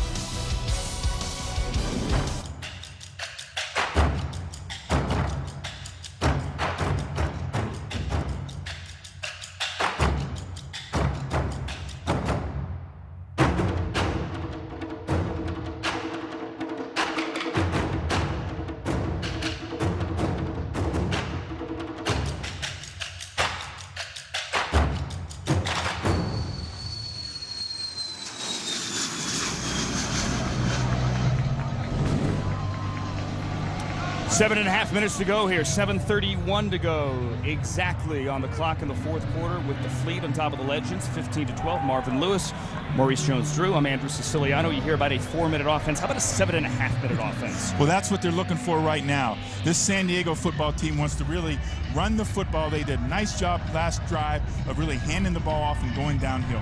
Well, you want to limit the number of possessions the other team is going to have and the number of minutes they're going to have and how many possessions they get. So run the ball, get first downs, get up slow, coach, even though the play clock's a little bit faster.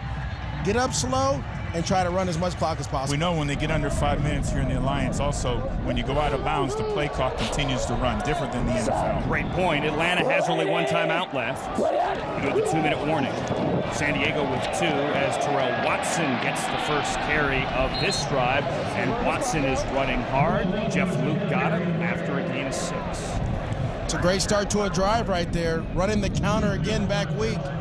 Tight end reads the way the play is supposed to. The running back follows him, gets you a good gain of 6. San Diego's had a great 1-2 combination tonight with Gardner and Watson both carrying the football effectively. Both showing they can play at the next level. Watson had 11 games in the National Football League, scored a touchdown with the Eagles, also got on the field with the Steelers. You had him with the Bengals. Broke most of Christian Okoye's records at Azusa Pacific. Got 6 there. 2nd and 4. And Nelson's got to keep it. Sprinkle came in over the top there, and there is the flag. Looked like a busted play, and they're going to turn it into a first down. Yeah, Maurice, we talked about that in the first half. Again, you know, the defensive players come to make a tackle now, you know. And again, I know the flag comes out. He's just trying to make a tackle.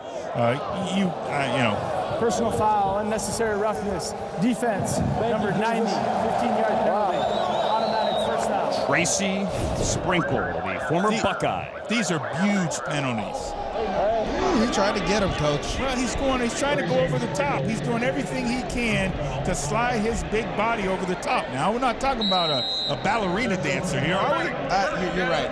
I'll give you that one. But you know, just like the NFL, they want to protect the quarterback. You have to have that always in the back of your mind. Now, once the quarterback runs you over, you have a little grief with the ref after that. Well, also, too, I'd have to think on a busted play, and you see the quarterback running free in the backfield, you're smelling blood. Then Nelson started to slide behind the line of scrimmage, something you don't often see. As Gardner has big room over the left side, across the 30, the 20.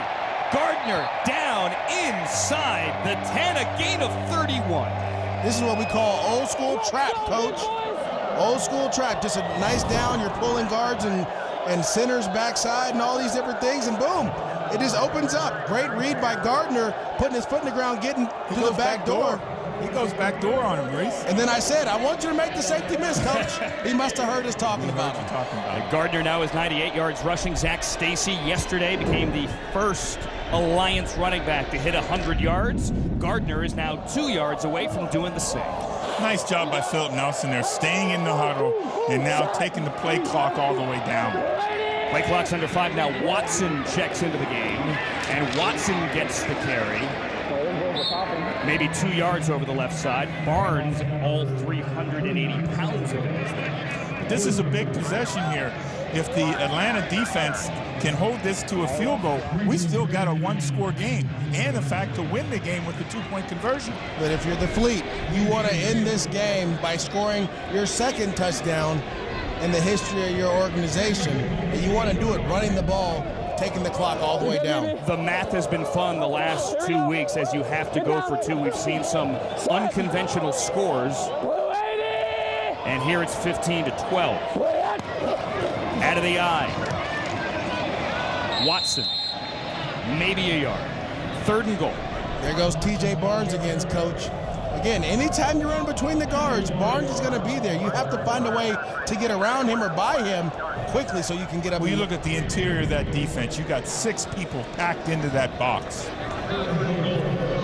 T.J. Barnes, Tavares Barnes. This Atlanta defense needs to make a stand now. 3rd and goal. Legends have to hold the Fleet to a field goal to keep it a one-score game.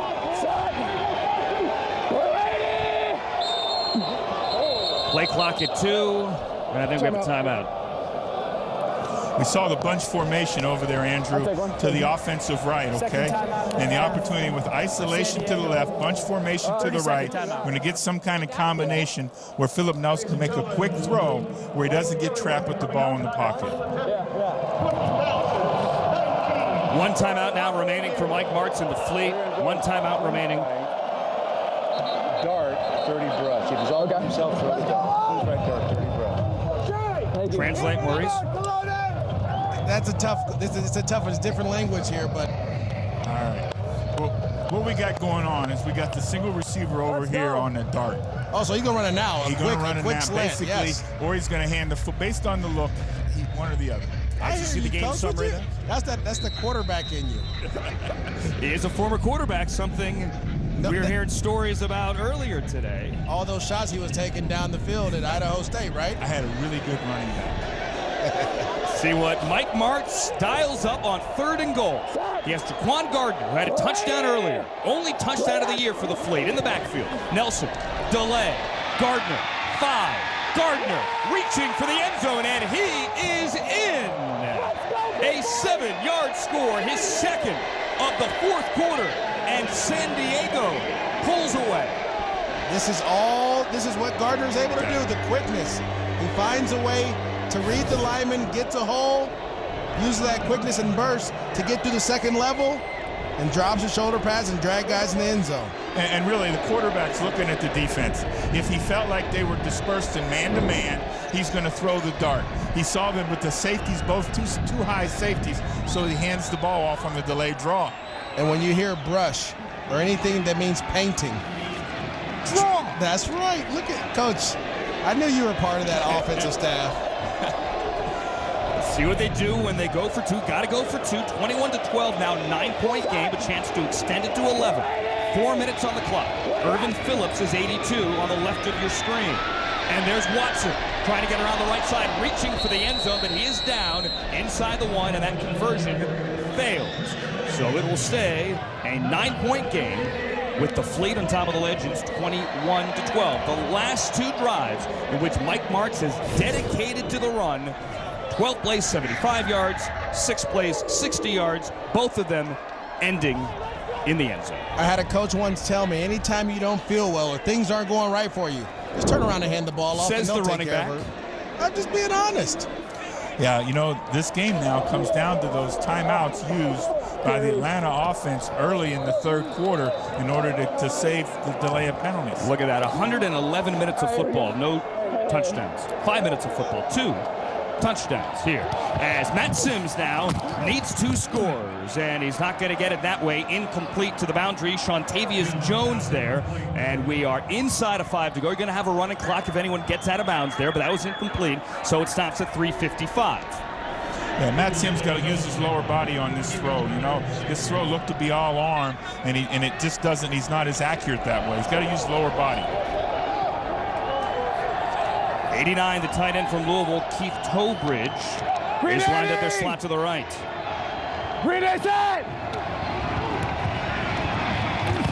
Sims, pressured, Sims, dropped.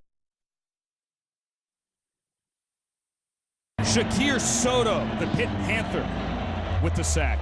Inside pressure again, Coach. This time just straight bull rush.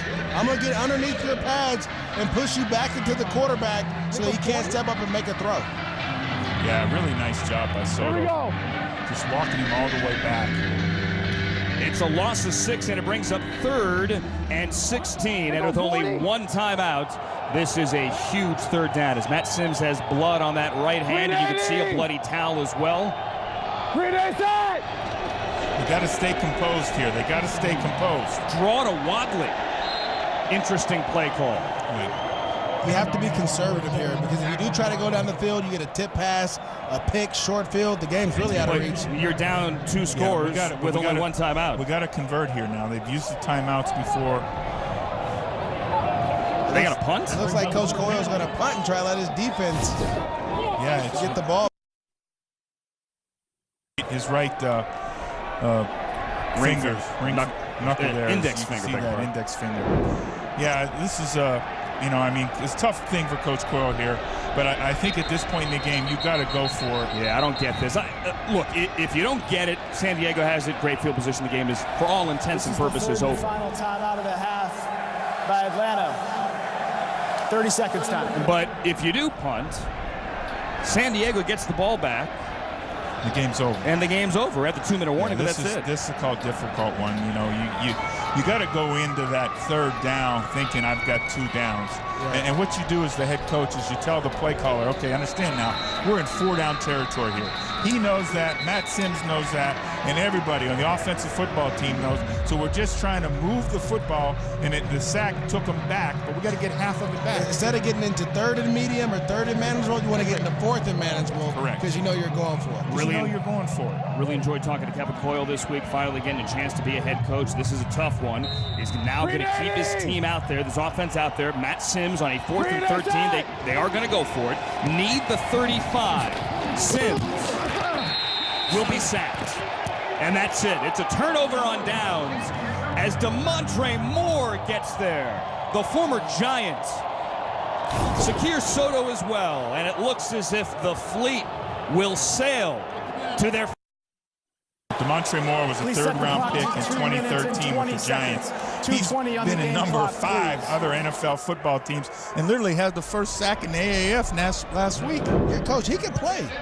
All right, you got this guy here. They run what we call a game. They run a defensive line game, but he finds a way. And those are some of the things that are part of the development for offensive linemen is to handle these games, because when you get to the next level and you get thrusted into play, you're going to have to be able to handle multiple games by the defensive lineman. Well, you saw the frustration there on former NFL player Pete Metzelar's face there. Pete Metzelar's an assistant coach here. Yeah, the offensive line coach for the Atlanta football team. Long-time NFL tight end for the Bills, among others. Yeah, he was part of those great Bills teams. As now with 2:26 to go, time for San Diego to run out the clock. Atlanta cannot stop it, save for the 2-minute warning. And it'll be Watson. Nowhere to go. Swan, the second man through. T.J. Barnes just disrupts his whole play again, up the middle, finding a way to really just shut down the running game. Now, in this situation, it's 4-minute mode. You just want to run the ball as much as you can and waste the clock down. The defense knows that as well. We're at the 2-minute warning. Mike Martz closing in on his first Alliance win. Come on, Carol. Hawaii, nice. Yeah, I'm excited.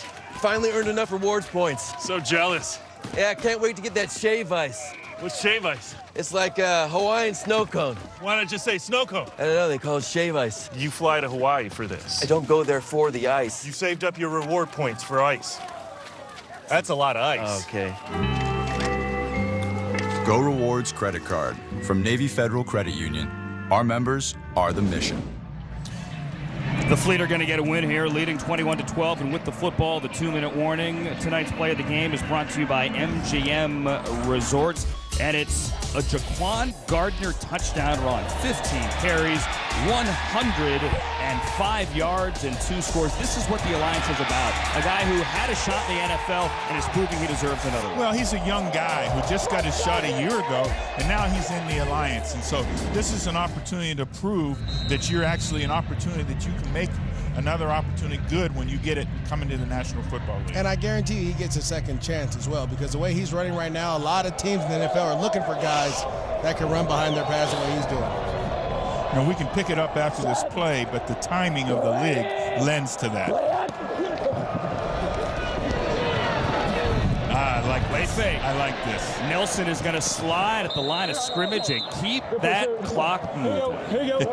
I like that, Maurice, where you call the running play and you and the back are the only two that know that you're not handing it to him. That happened to me a couple times, and I'm going to give you a quick story with the new offensive coordinator of the Cincinnati Bengals, Brian Callahan. We played high school ball together, and he would call this exact same play, and then he'd be like, I'm going to keep it. I'm like, dude, I'm just getting the game with you, too. I'm a backup running back. Let me get some love as well. Wait, really, no one else knows but those two? The other nine don't? Because you want everybody to block the play. I'll tell you a better story. I'll top your story. All right, well, let's one-up each other on 3rd and 15. Well, we got to keep it interesting here, Andrew. This time, Watson does get the carry to the 15. Go. All right, so Carson Palmer. We're playing the Tennessee Titans. We're winning the football game. I think it's 2004, 2006. I'm not sure. And he comes over to the sideline. I said, Carson, and we're going to call the sprint, okay? And you keep the ball. And you only tell reject. And he keeps it. He runs for the first down, gets down, game over, right? Then we can kneel on it. I said, sometimes you just got to fake it. So sometimes when I come down that meeting on Wednesday, I'm faking it. Donnie Eggman's on for a 33-yard field goal try. He has made his previous 3 today, and he makes this one as well. He is 4 for 4 on the night and 6 for 6 on the season. And San Diego is doubling up Atlanta 24-12 with 35 seconds to go. Coach, you really had Carson Palmer run the ball? Can he run? Was he athletic back then? Carson Palmer ran 4.6, man. Carson Palmer, that great, tremendous athlete. Assuming this is now, and we are going to assume, a San Diego win and Atlanta loss, standings look like this. Arizona leads the West at 2-0, but San Diego now right behind them with San Antonio at 1-1. Birmingham and Orlando both perfect atop the East, with Atlanta sitting there at 0-2. Underneath them, a tough one for Kevin Coyle. Still looking for that first win. Good shit, too. As Sims is back out here throwing the screen, trying to get anything going with Akram Wadley as the clock is going to run out. San Diego, big win for Mike Martz, 24-12. Sims is going to get one more playoff, but this is going to be it.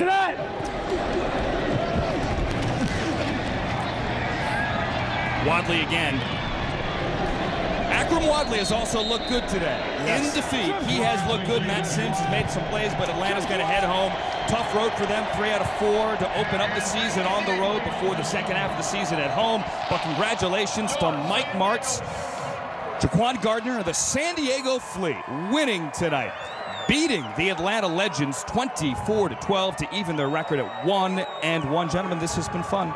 It's been great, Andrew. It's been great, Andrew. It's really been really feel good about San Diego, their ability to get some offensive touchdowns tonight. Feel good about the fleet. And the quarterback play is getting better as we watch the game. So can't wait to see what next week's going to be like. Even Matt Sims in the defeat as well. 8 games in the books, 2 weeks in the books. On the Alliance, we end week 2 with a big win for the fleet, 24-12. So long to San Diego.